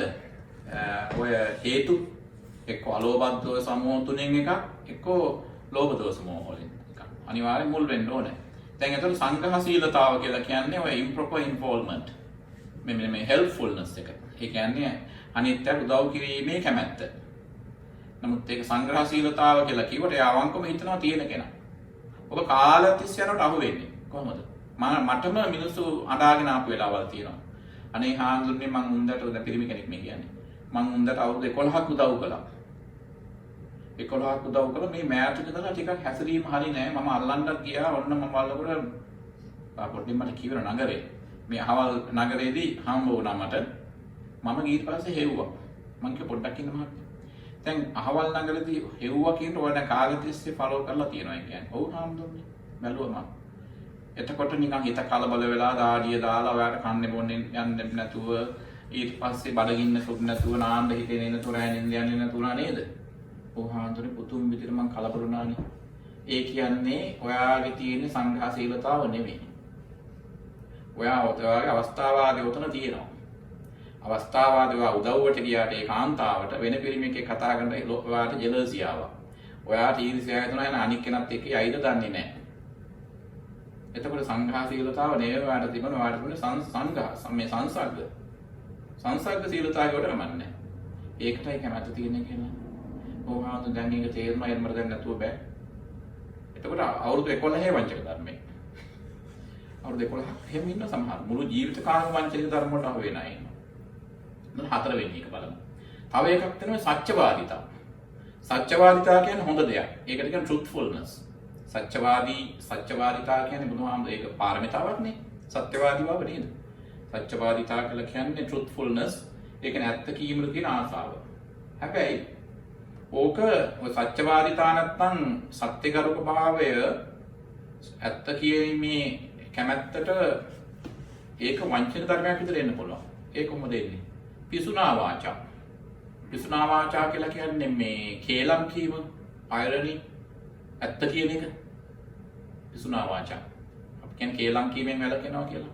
දැන් මෙහෙම එකක් කියනවා. දැන් ඔය මේ මෙන්න මෙහෙම එකක් විදිහට කියනවා. දැන් ඔන්න මෙතන පුද්ගල තුන් දෙනෙක් කරන A B C කියලා. ඊට පස්සේ A C කියලා කියන්නේ තුන්වෙනි පාර්ශ්වය. A සහ B හිතවත් කියලා C දන්නවා.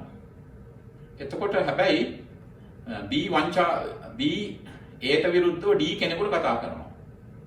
එතකොට C තමයි මම. එතකොට මම හිතවත්නේ Aට. ඊට පස්සේ මම ක්ෂණිකව ගිහිල්ලා C ගැනම දානවා ඉන්ටෙලිජන්ස් නෙට්වර්ක් එකක්. බුද්ධි ජාලයක් දානවා. බුද්ධි ජාලයක් දාලා අරයා කරන ඔක්කොම ගිහිල්ලා ඒකේ කනේ තියෙනවා. මම හිතා ගන්නව නෑනේ. ඒක අරයා එක කරන එක වැරදි. මම ගිහිල්ලා මේක කියන්න ඕන. දැක්කොත් කියනවා මම ගිහිල්ලා.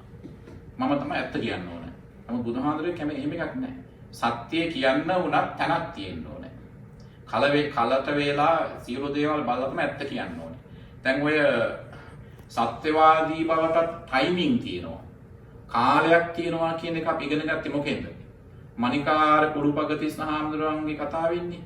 අර නේද මණිකාර කුරුපග අර මොනවද මේ ජෙම් කටර්ගේ මණිකාරයා කියලා කියන්නේ මණික් කපන්නගේ නේද? කුරුපග කියලා කියන්නේ හිතවත්නේ. ඒ අර තියෙන කොස්වාලි නේද? රහතන් වහන්සේ නමක් පින්ඩපාතේ වැඩියා. හැමදාම පින්ඩපාතට වඩිනවා. ඉතින් පාරේ වඩිනකොට මහන්සි හින්දා ඉතින් එක ගෙදරකින් දානි හම්බ වෙනවා නම් නිතර ආරාධනාවක් හම්බුනොත් පින්ඩපාතට වෙලාවට ඒකම ගෙදර ගියාට කමක් නැහැ. එතකොට ඉතින් මේ මණිකාර මේ ජෙම් කටර්ගේ නැත්තම් මණික් කොපදමන්නගේ ගෙදරට යනවා. ඉතින් එයාගේ බිරිඳ දානේ හදලා දෙනවා. ඒ ගෙදරම හිටියා මේ ලිහිණියෙක් කුරුල්ලෙක්. හුස්තොරතල් සතෙක් ඇති කරලා හිටියා. ඉතින් දවසක් මෙයා දවසක් ටික වෙලාවකදී ලොකු මස් කෑල්ලක් ගෙනල්ලා රහතන් වහන්සේ වඩින වෙලාවනේ දැන් කියලා උන්වහන්සේත් වැඩියා. ඒ ඉද්දිම තමයි උන්වහන්සේට පිළිගන්නවන්නේ මේ මස් ව්‍යංජනයක් හදනවා. හදන වෙලාවේ ඉතින් මෙයා කලබලේ ඉන්න වෙලාවේ තමයි මස් කෑල්ල කපලා දෙන්න කියලා එයාගේ බිරිඳ කිව්වා. ඉතින් මොකද කළේ? ඒ මස් කපා ඉන්නකොට කොසල් රජුගේ නියෝජිතයෙක් ආවා හදිසියක් තියනවා කියලා දැම්මම මේ මණික උපදාලා දෙන්න කියලා. රජුගේ නියෝගයෙන් බෑ කියන්නත් බෑනේ. ඊට පස්සේ මොකද මස් කපන එක පැත්තකින් තියලා ලේ තියෙන ඇඟිලි වලින්ම අර මැණික අරන් පැත්තකින් තිබ්බා. ඒකල දැන් දානේව ප්‍රමාදයෙන් තරයටත් නියෝජිත රජුරුවන්ගේ නියෝජිතය පොඩ්ඩක් වෙලා ඉන්න මම මේ රහතන් වහන්සේට මේ දාන වෙන්න තියනවා කියලා ඉක්මනට මැණික් කැටේ පැත්තකින් තියලා ඊට පස්සේ මේ කැපුවනේ මේ මස් කෑල්ල කපලා බලනකොට ඊට පස්සේ කපලා දුන්නාට පස්සේ දැන් මැණික ගන්න අතර හොයනකොට මැණික නැහැ එතන. මැණික තිබුණේ නැහැ. ඒට වෙලා තිබුණා ලිහිණියා මස් සුවඳට මස් මේ ලේ ගඳට මොකද කළේ? මේක මස් කෑල්ලක් කියලා ගිහිල්ලා. රහතන් වහන්සේ ඔබ දැක්කා. දැක්කලා දැන් රජුරුවන්ගේ නියෝජිතයත් එහා පැත්තේ ඉන්නවා. රජු ඉතල සාධාරණ අරන් ගිහිල්ලා මැණික බාර දුන්නේ නැත්තම් විශ්වාසෙ නෙව්වේ. ඊට පස්සේ ගත්තද කියලා නෑ බින්දකින් ඇහුවා නෑ. දරුවෙක් හිටියා ඇහුවා ගෙදර අයගෙන් ඇහුවා නෑ. ඊට පස්සේ කොස්වාලීන් ලීනියගෙන් අහන්න ඕනේ නෑ පුරුල්ලෙක්නේ. හොරකම් කරන්නේ නෑනේ. රහතන් වහන්සේ නෑ. නමුත් අනිවාර්යයෙන්ම තේරුම් ගත්තා වෙන හොරකම් කරන්න කෙනෙක් නෑ. මෙයා මේ හොර තිවුරු චීවරධාරී හොර තිවුරු දාගෙන ඉන්නේ. මෙච්චර කාලයක් මං කන්න බොන්න දුන්නා කියලා කෑ ගහලා බැනලා මොකද කළේ? කියපී කියලා මේ ඇහුවා අහන්නේ. ඊට පස්සේ ගැහුවා. ලේ පෙරලා වැටෙන්න ලේ පෙරාගෙන වැටෙනකම් ගැහුවා. මේ කතාව දිගට තියෙන පස්සේ උන්වහන්සේ පිරුණුවම් පෑවා. අර ඔහුගේ බිරිඳ දිව්‍ය ලෝකෙට ගියා. දන් දුන්න කෙනෙක්නේ. කොස්වාලීනියා ඒ ගමම්ම දැන් ඊට පස්සේ ගහනකොට කොස්වාලීන තවත් අර රහතන් වහන්සේගේ ඇඟෙන් ලේ පෙරෙනවනේ. ඒ ලේ ගඳට මොකද කළේ? අර ලිහිණියල තවත් වටේ ගිලෙනවා. තරහ ගිල්ල මැණික් උපදාමන්න මොකද කළේ? ගැහුවා. මූත් වෙනවා මේ වෙලාවේ කියලා ඒ ගහපු මේ ගහපු පහර වැඩි වෙලා මැරලා වැටුණා. වැටුණාට පස්සේ මොකද කළේ? ඒ කොස්වා මේ කුරුල්ලා මේ ආදරේ තිබුණනේ ගොඩාක් මේ බිරිඳට ඒ බිරිඳගේ කුසේ දරුවෙක් කියලා උපන්නා. ටික දවසකට පස්සේ දරුවෙක් කියලා උපන්නා. පස්සේ මරණාසන්නයෙන් පස්සේ උන්වහන්සේ පිරුණම් පෑව ටික දවසකින් මරණින් පස්සේ මැණික් උපදම්මා අපායට ගිය රහතන් වහන්සේ කෙනෙක් මේ මැරීමනේ. ඊට පස්සේ ඊළඟට මොකද ඒ වේදනාව ඒ හේතුව තමයි පිරුණම් පාන සිද්ධ වුනේ. ඊට පස්සේ බිරිඳ පස්සේ කාලේ දෙව්ලොවට ගියා. අර ලිහිණියා මේ පුතෙක් වෙලා උපන්නා. එතනදී රහතන් වහන්සේ එතන කිව්වේ නැහැ. මම මේ කිව්වේ ඒක. රහතන් වහන්සේට ඒ වෙලාවෙම කිව්වනම් මොකද වෙන්නේ? සත්‍යවාදී වෙලා උන්වහන්සේ කිව්වනම් අනේ නෑ මම මට ගහන්න එපා කියලා එහෙම ගහන අත තියන්නක් කලින් රහතන් වහන්සේට තිබුණා ලෝක තමහර අනිත් පැත්තට තරක් කරනවා. කුරුල්ලා ඊගේ ජීවිතේ මොකද රහතන් වහන්සේ කෙනෙක් කියලා ඇත්ත කිව්වනම් මොකද? ඇත්ත කිව්වනම් මේ උන්වහන්සේගේ ජීවිතේ බේරෙනවනේ. ඊට පස්සේ ඉතින් මම කිව්වා එහෙම බෑ නේද? ඒක ලීනියාව මරනවනේ. ඉතින් කුරුල්ලානේ ආඳුරනේ. ඒක නෑ එහෙම නෙමෙයි. ඔය ධර්මයේදී ඉහළම සදාචාරය ගැන බලනකොට ඔය ආධ්‍යාත්මික සුවය ලැබුවා විශේෂයෙන්ම ඒක කියන්න වෙලාව තිබුණත් ඔක්කොම කියන්නේ නැහැ අඩු කරලා කියන්න ඕනේ. ඕක අපි මූලික වශයෙන් ගන්නවා ඔය සත්‍යවාදීතාවයට ටයිමින් තියෙනවා කියන එක. කාලවකවානු බලලා කතා කරන්න ඕන කියන එක ගන්න ඕනේ. එහෙම ගත්තෙන් පස්සේ මේ එහෙම කිව්වහම නැත්නම් එතන හානියක් වෙන්න පුළුවන්. සත්‍යවාදී බන් සමහර අය ඉන්නවා කාගෙන් හරි වචනයක් දැනගත්තාම අනිත් පැත්තට ගිහිල්ලා කියනවා. එයාලා හිතුවා මම සත්‍යවාදී මම හංගන්නේ නැහැ කාට. මට උනවා උනක් කවන්න මට අහවලාගෙන වරදක් මම ඒක අහවලාට කියනවා. එහෙම කියතොත් ඒගොල්ලෝ රණ්ඩු වෙන්න බව හිතන්න ඕනනේ. ඒ නිසා ඔය සත්‍යවාදීතා පිසුනා වාචා ගොඩාක් අය සත්‍යවාදීතාව කියන හොඳ ගුණය කියලා එයාලා ඇත්තටම තියෙන්නේ සත්‍යවාදීතාව නෙමෙයි. තියෙන්නේ පිසුනා වාචාව. එහෙම නැත්නම් මේ කේලම් කියන එක බිඳවන එක. සත්‍ය වුණත් කියන්න ඕන තැන් තියෙනවා. කියන්න ඕන නම් ඉස්සරම වෝනින් සයින් එකක් විදිහට වටේට දෙක කියන්න පුළුවන්. උදාහරණයක් මට එහෙම වුම දරුණුම විසඳන්න බැරි ප්‍රශ්න ඇවිල්ලා තියෙන වෙලාවෙදී. ඒකට මේක කියන්නත් අඟවන්නත් ඕන හින්දා ඒක ඇඟෙව්වේ ටික වෙන මාර්ගවලින්. වෙන මාර්ගවලින් අඟවලා එක සැරේ ඇඟෙව්වනම් නම් සිය දිවිනා ගන්නවා. නොකිය කියලාත් බෑ නොකියත් බෑ. ඊට පස්සේ ඔමක අනිත් පාර්ශවයක් කතා කරලා ඔයා මේ වර්ධ කරන්න එපා. ආවලා දැනගත්තොත් එහෙම ප්‍රශ්නයක් වෙනවා උතන.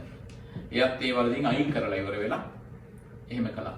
අර මල්ලිකා දේවිය ඔච්චර පින්දහම් කරගෙන හිටියත් අවසානයේදී අර බල්ලෙක් එක්ක සංසර්ගයේ යෙදලා අපාය ගියා දවස් කීපයකට. ඔසොල් රජු හැමදාම ගියානේ මේ බුදුහාමුදුරන් දැනගන්න මල්ලිකා බිසව කොහෙද ගියේ කියලා. බුදුහාමුදුරන් අදිෂ්ඨාන කළානේ රජතුමාට මේක අමතක වේවා කියලා. අමතක වෙලා කිව්වම රජු හැමදාම ආපහු එනවා. 8 වෙනි දවසේ ගියාට පස්සේ ස්වාමීන් වහන්සේ හැමදාම මං අහගන්න ආවා මගේ මේ මල්ලිකා කොහෙද ඉන්නේ කියලා. රජතුමනි දුක් වෙන්න එපා එතුමිය දෙව්ලොව ඉන්නේ කිව්වා. ඒකම කිව්වේ නෑ ඇත්ත. ටයිම් කළා ඒක. ඒකේ සත්‍යවාදී මම හරි කැමැති වංචක ධර්මයක් ඔය මොකද්ද සත්‍යවාදීතාව සහ පිසුනා වාචාව කියන එක. හතර. විශේෂයෙන්ම ඔක අවශ්‍යම වෙනවා ඔය ප්‍රොෆෙෂනල් සර්කස් වල ඉන්න අයට වැඩපොලේ වැඩ කරනකොට රස්සාවක් කරනකොට හැම විටම බොස් නැත්නම් අපේ ස්වාමියා බලන්නේ සේවකයා අතර මොනවා රණ්ඩුනක් කමන්නේ කාරණා දැනගන්නනේ. නමුත් අපි හැම වෙලේම සත්‍යවාදීතාවයේ ඒක එක සැරේ කණේ තියන්න හොඳ නෑ ගිහිල්ලා. ඒකෙන් ඕක අවසානයේ මොකද වෙන්නේ? දැන් පණිවිඩෙත් අහගෙන බුද්ධි පැත්ත ඒකත් ඉන්ටෙලිජන්ස් රිපෝට් එකත් අරගෙන අවසානයේ අරව රස්තාවෙන් අයින් කරලා එක්කෙනෙක්ව ඔබවත් අයින් කරනවා. ඇයි? මේ මිනිහා මගේ කණේ තිබ්බා වගේම තමයි මටත් වඩා ඉහළ කෙනාට ගිහිල්ලත් කණේ තියන්නේ ඔබ. එතකොට එහෙම Tamanටත් හානියක් වෙනවා ඒක. ඒක මේ හතර. තව එකක් තියෙනවා පස්වෙනි එක ඊළඟට කියනවා මේ පියවාදිතා. පියවාදිතාව කියලා කියන්නේ හොඳ ගුණයක්. පියවාදිතාව කියලා කියන්නේ pleasant speech. වාදිතා කියන්නේ කතා කිරීමනේ. පියවාදිතා කියන්නේ pleasant speech. ඒකත් අපිට තියෙන්න ඕන ගුණයක්. හැබැයි අතම් අවස්ථාවලදී ඔය පියවාදිතාව කියලා සමහර අයට වංචනික ධර්මයට අහු වෙනවා. ඒ වංචනික ධර්මයට කියනවා චාටුකම්මිතා. අපි කියන්නේ චාටුපස් දොඩනවා කියලා සිංහලෙන්. චාටුකම්මිතා කියලා කියන්නේ flattery. flattery කියන එක බොහෝ විට එන්නේ පිරිමින්ට වැඩි flattery කාන්තාවන්ට වඩා. කාන්තාවන්ට flattery එනවා හැබැයි පිරිමින්ට තරම් නැතුව මේ discrimination නෙමෙයි. පිරිමි කෙනෙක්ින් දැන් discriminate වෙන්න පිරිමි කෙනෙක් නෝ කියන්නේ. එතකොට flattery කියන කාටක් තියෙනවා. මේ දෙගොල්ලටම මේ වෙලාවල් තියෙනවා. චාටුකම්මිතා කියලා කම්මිතා කියන්නේ කැමැත්තනේ. ඒ කියන්නේ desire to flatter. ඒ කියන්නේ flattery කියන්නේ චාටුකම්මිතා කියන්නේ රැවටිලි බස් කියනවා. ඊට පස්සේ දැන් උදාහරණයක් වශයෙන් කෙනෙක් ළඟට ගිහිල්ලා ඇත්ත වශයෙන්ම වෙන බලාපොරොත්තුවක් නැහැ හිතේ වෙලාවේ. සතුටු කරන්න ගිහිල්ලා හිතන්නේ මෙහිමයි. අර මගේ වැඩපොලේ කෙනෙක් ඉන්න කවුරුත් එයාට කතා කරන්නේ නැහැ මංවත් ගිහිල්ලා කතා කරන්න ඕන කියලා හායි හලෝ වලින් පටන් අරන් ගිහලා ගොඩාක් කෝපි අනම් මනම් ගෙනත් විතර හැම වෙලාවෙම ගිහිල්ලා ගොඩාක් කතා කරනවා. සෑන්ලාකට ඇත්තටම අර පුද්ගලයාට සුළු සහනයක් එනවා. එහෙම ඉන්නකොට දවසක් ඔන්න වැඩ නැති සතිය දවසක ඔන්න ටවුමට යනකොට අර කාන්තාව කතා කරගෙන ඉන්න වෙන කෙනෙක් එක්ක. දැක්ක ගමන් ඇඟ රත් වෙනවා. එතකොට තමයි තේරෙන්නේ මට තිබලා තියෙන පියවාදිතාව නෙවෙයි චාටුකම්මිතාව. නැත්තම් ඇඟ රත් වෙන්න මොලේ මේ තාඩි දාන්න ඕනේ නැහැ. ගිහිල්ලා ඉක්මනට ගිහිල්ලා අහනවා. කොහොමද මේ ඔයා දෙනවා කියලා කිව්වේ නෑනේ මේ ටවුමට එනවා කියන මමත් දන්නවනේ. මේ කවුද මේ? ඒක සරට කියවෙන්නේ ඔබ. හිතේ රාගය තියෙනවා නම් සරට කියවෙනවා ඔබ. අහුවෙන්නේ ඒකෙන්. බොඩි ලැන්ග්වේජ් පස්සේ ටික වෙලාවකින් ආරයක් ඉතින් බලයි. ඉතින් අර පුද්ගලයා සමාජයට ඒක දන්නේ නැහැ.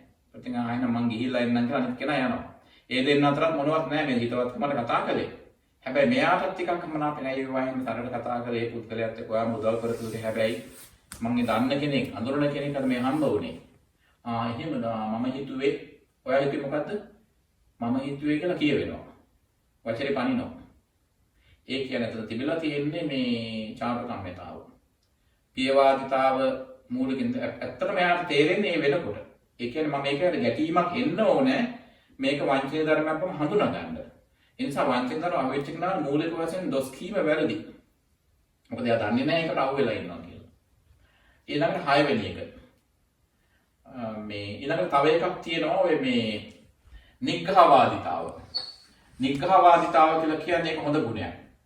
නිග්‍රහවාදිතාව බුදුහාමුදුරුවෝ අනුදැනව දාලා දෙයක්. ඒ කියන්නේ නිග්‍රහ කියන්නේ නිග්‍රහය. දැන් සමහර අය වැරදි කරන නිග්‍රහ කරන එක වැරදි නෑ නිග්‍රහ හොඳයි. නිග්‍රහ කියලා කියන්නේ වරදට අවවාද කරන එක නිග්‍රහ. ඒ කියන්නේ ඇඩ්මොනිෂන් කියලා කියන්නේ රෙප්‍රිමාන්ඩ් කරන එක. දැන් උදාහරණයක් වශයෙන් ඔන්න වැඩ කරන ආයතනේ වරදක් කළාම මේ ස්වාමියා එන්න කියලා රෙප්‍රිමාන්ඩ් කරනවානේ. ඒක නිග්‍රහවාදිතාව. නිග්‍රහවාදිත. අය ඊට පස්සේ ඔය වැරදි කරන්න එපා. දැන් ඔයා කීසරයක් කළාද? මේ අවසාන වතාව හොඳට මතක තියාගන්න. ඔයාගේ සීමාවල් දැනගන්න ඕනේ. ඔයා මේ කම්පැනියට කරපු මම හොඳ හිතින් ගත්තේ. ඔයා හොඳට වැඩ කරගෙන යන. දැන් මේ දේවල් කරන්නේ මං ආයෙ නොකියවයි කියන්න එපා. මේ අවසාන වතාව. ඒක ටිකක් නිග්‍රහවාදිතාවනේ. එහෙම නැත්නම් ගෝලයා වරදක් කරන ගුරුහාමුදුරුවෝ ඇවිල්ලා කරන මේ වචන සරයි හැබැයි. වචන සරයි එහෙම කියනවා ආයෙ වරද කරන්න එපා කියලා. ඔය වරද ආයෙ වරද කරන්න එපා කියලා කියනවා. මේ කවුද මෙතන ඔන්නලා ඉන්න මට විදිහක් නෑ අනුලේ කරන්න. ඒ වරද කරන්න එපා කියලා කියනවා. ඒ මොකක්ද එතකොට නිග්‍රහ වාදිතාව. මොකද නිග්‍රහවාදීතාව කියලා කියන්නේ වරදට අවවාද කිරීම. ඒ කියන්නේ ඔය ඇඩ්මොනිෂන් කියන එක. ඇඩ්වයිස් කරනවා, ඇඩ්මොනිෂ් කරනවා, රෙප්‍රිමාන්ඩ් කරන එක. ඒක එනවා සමහර අය කල්පනා කරනවා මේ මනුස්සයල මං අවවාද කරන්න ඕනේ කුණුහරුපෙන්. ඒකට කියනවා පරුසා වාචා කියලා. ඒ හින්දා කුණුහරුප කියන එක ජස්ටිෆයි කරනවා, සාධාරණීකරණය කරනවා. ඇත්ත වශයෙන්ම මම ගොඩාක් තැන්වල දන්නවා ආයතනවල ලොක්කුවෙම අහගෙන ඉන්න බැරි නරක වචනේ බනින්නේ. ඉතින් මම අහුවහම නෑ හම්තු මේක මේ වරදක් නෙමෙයි ඒක. හැබැයි සදාචාරය පැත්තෙන් ඇපිරිලා ඉන්නේ. ඇයි? කොච්චර ලස්සන ඇඳ කඩගෙන හිටියත් එයා කුණුහරුපනේ කියන්නේ. ඒක එයාගේ මේ ප්‍රොෆෙෂනල් එතික්ස් වලට, වෘත්තීය සදාචාරයට, පර්සනල් එතික්ස් වලට, පෞද්ගලික සදාචාරයට, මොරල් ඒකට ගැලපෙන්නේ නැහැ ඒක. හැබැයි ඒ පුද්ගලයා හිතනවා ඒ කුණුහරුපෙන් බණින එක ඒක හොඳ දෙයක් කියලා. ඇත්ත වශයෙන්ම මේ විශ්වාසය අවංකයි. ඒකම නැවතත් සඳහන් කරන වංචනික ධර්ම තියන අයගේ අවංකව මෙයාලා දන්නේ නැහැ. තේරුණා වුණත් හිතන්නේ ඒක වරදක් නෙවෙයි කියලා. ඒතකොට ඒකට කියනවා නිග්‍රහවාදිතා හොඳ දෙයක් නේ. වරදට අවවාද කරන එක. ඒක හැබැයි කුණුහරුපෙන් කරන්නේ පරුසා භාෂාවෙන්. එතකොට මේ එතනදී අදහස් කරන්නේ ඒ කියන්නේ the tendency of admonition or reprimanding being represented by filthy language. filthy බොහොම දරුණු සෞතු වචනින් කතා කරන්නේ. ඒක හොඳ නෑ. එතන මැස්කරේඩින් කියන්නේ එතන වේශයෙන් ඉන්නේ නරක වචනේ කියන්නේ හොඳ දෙයක් කියලා හිතනවා. මේ නමුත් ඒ නරක වචන නොකිය මේ සර වචනෙන් කියන්න පුළුවන්. දැන් බුදුරජාණන් වහන්සේ අවවාදයක් කරනකොට උන්වහන්සේ වඩාත්ම සරම වචනේ විදිහට පාවිච්චි කරේ මොකද්ද? මෝඝ පුරිස. උච්චාරය දේශනා කළේ. වැඩිම සරලම කියවනවා. මෝඝ කියලා කියන්නේ හිස් කියන එක. මෝඝ පුරිස කියලා කියන්නේ empty man. There's nothing in you. You are empty. මෝඝ පුරිස. මෝඝ කියලා කියන්නේ හිස්. ඒ නිසා මෝඩයි. මේ සමාජයට ඒක අදහස් කරනවා මේ මෝඝ කියන එක තව තේරුමක් ගන්න stupid කියන එක. වැඩිමනොත් කියන්නේ හිස් මිනිහෙක් කියලා කියන එච්චරයි. බුදුහාම ඊට වඩා යමක් කියන්නේ වැඩිපුරම කියන්නේ එච්චරයි. නිග්‍රහවාදීතාවේදී. එතකොට මෝඝ පුරුෂ කියලා කියනවා. ඒ නමුත් මෝඝ පුරුෂින් නරක දෙයක් නැහැ. ඒ මොකද හිස් කියලා කියනවා. හිස් කියන්නේ කරුණු තේරෙන්නේ මෝහ මූලිකයි නේ නිසා. හත්වෙනි එක තව තුනයි තියෙන ඉවර කරන්න පුළුවන් මිනිස් 10කින්. හත්වෙනි එක තමයි මේ සංවේගය කියන්නේ හොඳ දෙයක්. sense of urgency කියන්නේ සංවේගය බොහොම හොඳ එකක්. බුදුරජාණන් වහන්සේ අනුතර වදාළ එක සංවේගය. ඒ සංවේගය දැන් ධර්ම සංවේගය කියලා කියනවනේ. අපි මීට පෙර සාකච්ඡා කළා මේ සංවේගය මේ සංවේග ශෝක කියලා එකක් තියෙනවනේ. පෙර දේශනාවේ සාකච්ඡා කළා ශෝක කෙනෙක් මිය ගියාම අඬනවනේ. ප්‍රේම සම්බන්ධතාවක් එහෙම නැත්නම් සම්බන්ධයක් නැති වුණාම හොඳම යාළුවා තරහ වුණාම මේ අපි මොකද කියන්නේ? ඇයි මාත් එක්ක තරහ වුනේ? මට දැන් කවුරුවත් නැහැ කියනවනේ. මට දැන් කවුරුවත් නැහැ මාව දාලා ගියේ කියලා කියනකොට එතන මොකද්ද තියෙන්නේ? දාලා ගිය එකට වඩා මූලික වෙන්නේ මොකද්ද? What is more fundamental to your thinking is that you think about yourself first. Opportunism අවස්ථාවාදී. ශෝකයේ හැම විටම තියෙන අවස්ථාවාදී. දැන් මම ඔය එක එක රටවල ලංකාවේ අමන විදිහ එකතු කළා මම. ඒක පළාත් වල අල්ලන හැටි වෙනස් නේ. නේද? තව ඒක කාලෙක ලංකාවේ ඒ කාලෙම අත්තමට අඬනවා කියලා. අත්තමට අඬනවා කියලා කියන්නේ දැන් අර කුඹුරේ ගොයන් ගත්තාම සමහර අවස්ථාවලදී හදනවනේ සමහර පළාත්වල ඔකට ඇඹුල කියනවා. සමහර පළාත්වල මුත්තෙට්ටුව කියනවා. ඉතින් සමහර විට එළි වෙනකන් ගිහලා අර කුඹුරේ කට්ටිය මේ කුඹුරයට උදව් කරනවා. මල විතරක් වුණාම සමහර ගෙවල් වල නැත්තම් ගෙවල් අඬන්නේ නැහැ. අර ඒ කට්ටිය ක්ලාස් එකට මොකද නැහැනේ. හොඳක් නෑ අනන්න දන්නෙත් නෑ කට්ටිය. එතන ඇඬුවේ නැත්තම් එහෙනම් අපේ සංස්කෘතියේ ඒක නරම වැඩක් කියලා හිතන්නේ. හැබැයි කාට ඒක හරියට කියනවා. දැන් මම දැනගත්තේ ඔය මේ අඬන්නේ නැතුව ඉන්න කෙනා නරමයක් වෙන්නත් පුළුවන් සාන්තුරයක් වෙන්නත් පුළුවන්. සමහර අය අඬන්නේ නැත්තේ අනිත්‍ය තේරුම් ගන්න. සමහර අය අඬන්නේ නැත්තේ මේ මොකද ඒ තරම් හිත දරුණු වෙනවා. ඉතින් කොහමද හිතියනේ ඔය ඒ විතර අඬනා ඉන්නවනේ. මම දැකලා තියෙන අත්තමට අඬන අය. ඒ කියන්නේ ඒක සල්ලි ගෙවන්නේ නැහැ. ඒ කට්ටිය යමක් වුණාට පස්සේ ගිහලා අපි අඬන්න ඕනේ. ඉතින් ඒ අත්තමට අඬන අයගේ වාක්‍ය රටා මම එකතු කරලා තියෙනවා. ගෙවල් වන්නකොට එකතු කරලා 99%ක්ම يعني almost 100%. ඇයි මාව දාලා ගියේ කියලා දන්නේ. මට දැන් කාගේ පීටක්ද? කවුද මට ඉස්සර වගේ උදේ පාන්දර කතා කරන්නේ කියලා අහනවා. මට කවුද කතා කරන්නේ? අපි එතන හිතන්නේ ආත්ම මූලිකවනේ. ඒ ශෝකේ ඇති. එතකොට සංවේග කියන්නේ ආත්ම මූලික නැහැ. සංවේගයකදී ලෝක ධර්මතාව තේරුම් ගන්නවා. කෙනෙක් දාලා ගියා නම් ඒ දාලා ගිය කෙනාගේ යහපත ගැන හිතන්නේ. කොහෙ ගියත් කමන්නේ හොඳින් ඉන්න කියලා කියන්න පුළුවන් නම්. අනේ ඉතින් මේ කවුරුත් මැරෙනවනේ කාටවත් වෙන දේ හිටියානම් හොඳයි. ඉන්න තැනක හොඳින් ඉන්නේ කියලා මේකේ කෙනෙකුට සුබ ප්‍රාර්ථනා කරනවා. ඒ වගේ ඒක කියන්නේ සංවේග. හැබැයි සමහර අය සංවේගය කියලා වංචනික ධර්මයකට. ඒක නෝ චිත්ත සංතාප කියලා. චිත්ත සංතාප. ඉංග්‍රීසියෙන් despair කියලා. despair කියන චිත්ත සංතාප කියන කතා කරන අඩුයි විඳවනවා. ඒතර ඒ අය හිතන්නේ මම ජීවත් වෙන්නේ චිත්ත සංතාපයෙන් කියලා. මේ මම ජීවත් වෙන්නේ සංවේගයෙන්. ඒක සංවේගයෙන් නෙවෙයි මෙතන තියෙන චිත්ත සංතාප. චිත්ත සංතාප කියන්නේ අත්වශයෙන්ම ශෝකයේ සම්බන්ධයි. චිත්ත සංතාපයේදී ආත්ම මූලිකයි චිත්ත සංතාපේ. සංවේගී ආත්ම මූලික නැහැ. ලෝක ධර්මතා මූලිකයි. චිත්ත සංතාපයේදී දුක් වෙන්නේ Tamanට අයිමුනේ ඉන්නවා. ඒක despair. චිත්ත සංතාපේ දරුණුයි. මොකද ඒකේදී චිත්ත සංතාපය ඇති වෙච්ච අය ડિප්‍රෙෂන් වලට යන ඩිනයිල් එකට යන්න පුළුවන්. ආත්ම නිෂේධයට ඩිනයිල් එකට යන්න ඉඩ තියෙනවා. මොකද ඒ කතා කරන අඩු ඒ අය. හැබැයි එයා හිතාගෙන ඉන්නවා මම ධර්මයේ තේරුම් ගන්න මම ජීවත් වෙන්නේ සංවේගයේ තුලින් කියලා. මට අනන්තවත් එහෙම හම්බෙලා තියෙන අය අනිත්‍ය දේශනාව වැරදි වලට හගත්තා අය. එයාලා හිතන්නේ සංවේගයෙන් ඉන්නවා කියලා. සංවේගයෙන් නෙවෙයි එතන ඉන්නේ. එතන මේ හැබැයි කතා කළොත් ඒ අයගෙන් ඒක අල්ලා ගන්න බැසි. ඒකට ඕපන් අප් වෙනවා අඩුයි. හැබැයි විරුද්ධ වෙලා කතා කරනකොට හොඳට අහගෙන හිටියොත් ඒ අයකින් කියවෙනවා එයා හිටියනම් මට මෙහෙම වෙන්නේ නැහැ. දැන් මට එයා නැති වුණාන් පස්සේ කොහොම ඉවරයි මගේ කියනවා.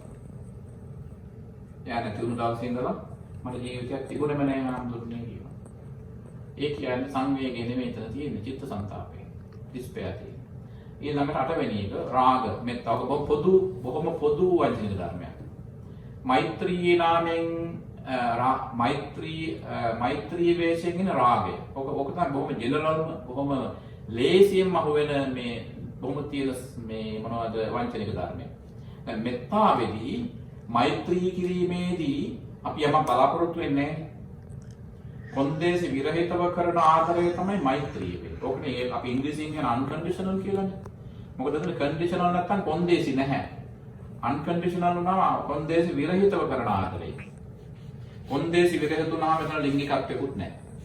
හුදු කරුණාව හුදු මේ කෙනෙකුට යහපත තමයි ප්‍රාර්ථනා කරන්නේ. අනිත් කෙනා ස්තුති කළත් එකයි නැතත් එකයි.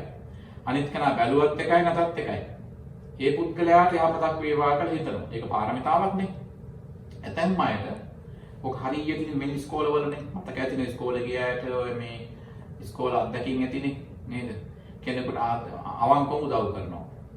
එක්ක ටියුෂන් කියලා දෙනවා. එහෙම නැත්නම් නොදන්න දෙයක් කියලා දෙනවා. කෑම එකක් බෙදාගෙන පොත්පත් කියන දෙනවා. කෑම පන්සල් බෙදනවා. එහෙම නැත්නම් මේ සිටපු ගමන් සල්ලි අතමිට මොලවල කීයක් හරි. එතකොට කාලෙක උදව් කරනවා. අවංකව මෙතන මෛත්‍රිය තියෙනවා. නැති වෙලි කෙනාට උදව් කරනවා. කාලයක් තිස්සේ මොකද වෙන්නේ? ඔන්න දැන් ගැහණු ළමෙක් නම් ඉන්නේ ගැහණු ළමයට වෙන කොල්ලෙක් කියලා කතා කරනවා. දැන් ඔබ එතන කොල්ලා නම් මොකද වෙන්නේ? හිත කලබල වෙනවා. ඊගහක වෙලින් යනවා ඉතින්ද. ඊට පස්සේ මම දැකලා තියෙනවා දේවල් ඉස්කෝලවල. උගා ළමයි කරලා ගිහින්. දැන් මෙයාගේ මේක වහගන්නත් ඕනේ ආවේගේ.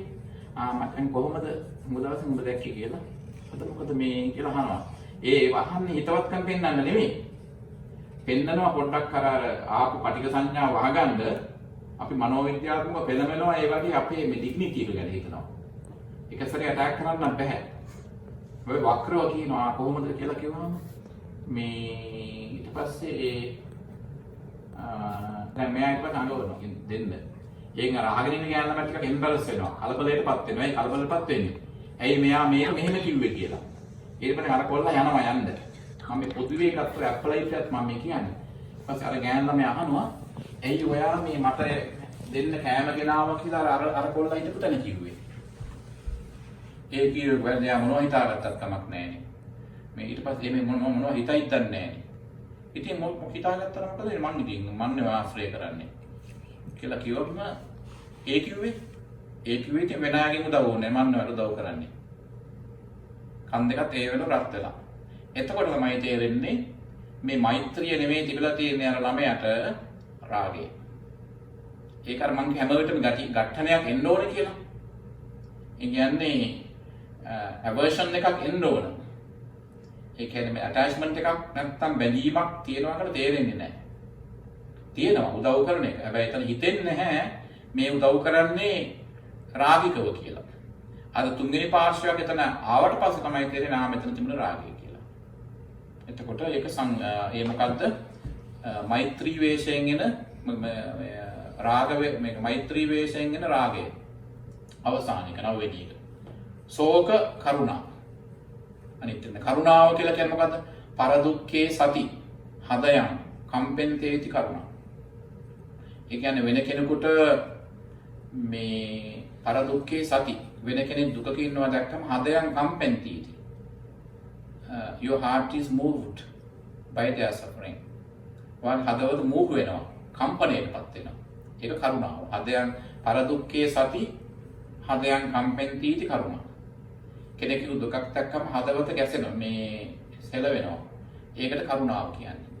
එතකොට කරුණාවේදීත් අර මෛත්‍රිය වගේ තමයි රාග මෛත්‍තාව වගේ තමයි දැන් උත්තර සමහර අය දැන් මූලික වශයෙන් කරුණාව ඒක මනුෂ්‍ය ස්වභාවයෙන් ඉඳන් මේ දැන් කරුණාව නිසා අතන්ම ඒ මොකද කරන්නේ දුකටපත් වෙච්ච කෙනත් එක්කම දුක් වෙනවා. ඒක හැබැයි මූලික කාටත් වෙන දෙයක්. දැන් අඬන කෙනෙක් දැක්කම කඳුළු වෙන ඕන කෙනෙකුට මටත් ඒක වෙනවා. කොච්චර මේක විස්තර කළා. එහෙම නෙමෙයි මෙතන අදහස් කරන්නේ. දැන් සමහර අය ඉන්නවා දැන් මොන දුකක ඉන්න කෙනෙක් හම්බ වුණාම මම නම් ඔබට කතා කරන්නේ මං හැම වෙලේම උත්සාහ කරන ඔබටත් වඩා මං මේ දුක් විඳින කෙනෙක් කියලා. ඔබටත් වඩා මම දුක් විඳින කෙනෙක් කියලා මං මගේ දුක ගැන අඬනවා. ඒතර මම හිතනවා අහවලා සතුටු වෙයි කියලා. long term දීර්ඝ කාලයක් ගත්තාම මේක වැඩ කරන්නේ නැහැ. මොකදද වෙන්නේ? අරයා කල්පනා කරන මොකද උදව්වක් බලාපොරොත්තු වෙන කෙනා අපි දිහා බලන්නේ formidable කියන්නේ කන්දක් වගේ උසයි. මට උදව් කරන කෙනා හැම වෙලේම උදව් බලාපොරොත්තු වෙන උදව් දෙන කෙනා දිහා බලන්නේ මහා කන්දක් දිහා බලනවා වගේ. උදව්. ඒ වෙලාවේදී අපි මේ කල්පනා කරනවා නම් එහෙම මේ මමත් මගේ දුක යාට කියලා අඟන්න ඕන කියලා. සමහර එහෙම කරන්නේ. එතකොට එතනදී අත් වශයෙන්ම තියෙන කරුණා වේශයෙන් එන ශෝකය. ඒකද දීර්ඝකාලීනව Tamanටත් යහපතක් නැහැ අනිත් කෙනාටත් යහපතක් නැහැ. ගොඩාක් අය වංචනික ධර්මයට අහු වෙනවා. හැබැයි ඒ ස්වභාවයෙන් මූලික වශයෙන්ම මුලින්ම මොකද වෙන්නේ? මුලින්ම ඕනෑම කෙනෙකුගේ දුකක් එක්කම කඳුළු වෙනවා. දුක හිතෙනවා. ඊට පස්සේ නමුත් ඒ වෙලාවේදී ඔක නැති කරගන්න පුළුවන් තරම් සමන් දෙන්න ඕන. අපි කතා කරන අපේ කතාව අඩු කරලා අනික් කෙනාගේ කතාවට සමන් දෙන්න ඕනේ. කොහොමද ඔය කල්යාණ මිත්‍ර සම්පත්තියේ කල්යාණ මේ වංචනික ධර්ම සමහර ඔබට වංචනික ධර්ම කියනවාද කියලා දැනගන්න කල්යාණ මිත්‍රයෙක් උදව් ඕන වෙනවනේ. ඔබ නියම කල්යාණ මිත්‍රයෙක් නම් ඔබ කතා කරනවා අඩු වෙන්න ඕනේ. වැඩිපුර කරන්න ඕනේ සමන් දෙන එක. එතකොට ඔන්න වංචනික ධර්ම තෝරාගත්ත 9 එපමණයි. ඔබට කාල වේලාව අවසන්. මේ ඉතින් අදත් මේ නෝත් කල්යාණ බෞද්ධ විහාරයේ සතිපතා සෙනසුරාදා ධර්ම දේශනාවට මට ආරාධනා කිරීම පිළිබඳව අතිපූජනීය විහාරාධිපති යටිගන වජිරපාල ස්වාමීන් වහන්සේටත් පින් දෙනවා. ඒ වගේම මේ ධර්ම දේශනාවේ දායකත්වයෙන් අපි මේ රෝෂන් මහත්මයා නෝන මහත්මිය දීර්ඝ මුරුන් ස්තුතිවන්ත වෙනවා. ශ්‍රවණය කරන තුසුම් තාක්ෂණය හරහා මේ ශ්‍රවණය කරපු හැම දිනකටම ස්තුතිවන්ත වෙන අතරතුරේදී ධර්ම ශ්‍රවණය තුළින් ඔබට යම්කිසි කුසල චේතනා ඇති වුණාද කුසල චිත්ත වීතිය ඇති වුණාද එහෙම තමයි පුණ්‍ය ශක්තිය වෙන්නේ. යම්කිසි අවබෝධයක් ලැබුවාද ඒ ලැබුවා වූ ඒ ඔබට පාරමිතාවක් වේවා. එතකොට ලැබුවා වූ දැනුම ඔබේ ප්‍රඥා පාරමිතාවට හේතු වේවා කියලා ප්‍රාර්ථනා කරන අතරතුරේදී අද මේ ශාන්තිනායක බුදුරජාණන් වහන්සේ ඉදිරිපිට තිස්සන පන්සල සමාදන් වෙලා උන්වහන්සේට ගිලන්පස පූජා කළ මල් පහන් සුදු දුම් යනාදී පූජා කළ තෙරුවන් නැමදලා ධර්ම ශ්‍රවණය කර ලබාගත්ත සියලුම පුණ්‍ය ශක්තිය අපි දෙවියන් සහිත ලෝකයාට මුලින්ම අවබෝධ මේ අපි අනුමෝදන් කරමු. ආකාසට්ඨා ච බුම්මට්ඨා දේවා නාග මහිද්దికා පුඤ්ඤන්තං අනුමෝදිත්වා චිරං රක්ඛන්තු ලෝක සාසනං. ආකාසට්ඨා ච බුම්මට්ඨා දේවා නාග මහිද්దికා පුඤ්ඤන්තං අනුමෝදිත්වා චිරං රක්ඛන්තු දේශනං. ආකාසට්ඨා ච බුම්මට්ඨා දේවා නාග මහිද්దికා පුඤ්ඤන්තං අනුමෝදිත්වා චිරං රක්ඛන්තු ත්වං සදාති. ඊළඟට මේ පරිලෝක ඥාතින් රාශියක් මේ විශේෂයෙන්ම ඔබේ නමින් නැසී මේ පරිලෝක ඥාතින් ඉන්න පුළුවන්. විශේෂයෙන්ම මේ වෙලාවට සිහිපත් කරනවා අද මේ ධර්ම දේශනාවේ ප්‍රධාන දායකත්වයට අරපුව මේ රොෂාන් මහත්මයා නෝන මහත්මිය දරුවන් ඇතුළු ඔබ විශේෂයෙන්ම මේ අදහස් දෙකක් තියෙනවා. එකක් තමයි මේ රොෂාන් මහත්මියගේ ආදරණීය පියාණන්ට පින් අනුමෝදන් කිරීම. ඒ තමයි රණපති කුලතුංග මහත්මයාට එතුමාගෙන් නිතර පින් දහම් කරනවා. ඒ වගේම ඔබ පවුලේ නිතර ධර්ම ශ්‍රවණය කරනවා. රොෂාන් මහත්මයා මනෝචිකිත්සකයෙක්, සයිකෝതെරපිස්ට් කෙනෙක්. ඒ දේවල් ගොඩක් දන්නවා. ඉතින් මේ වෙලාවේදී ඒ නැසීමේ පරිලෝකීය රණපති කුලතුංග පියාණන් ඇතුළු මහත්මයාගෙත් මහත්මියගෙත් ඒ වගේම ධර්ම ශ්‍රවණය ඔබ සෑම දෙනාගේම නමින් නැසීමේ පරිලෝකීය සියලු නෑයෝ මේ පින් අනුමෝදන් වී සාංසාරික වශයෙන් සාපිපාසාදී දුක්ගින්නක් නොවේවා. භව ගමනේදී ලබන්නා වූ සෑම ජාතියකදීම එයට ශාන්තියම සුවයම නිර්වාණයම වේවා කියලා අපි පින් අනුමෝදන් කරමු. ඉදං මේ ඥාතිනං හෝතු සුඛිතා හොන්තු ඥාතයෝ. ඉදං මේ ඥාතිනං හෝතු සුඛිතා හොන්තු ඥාතයෝ.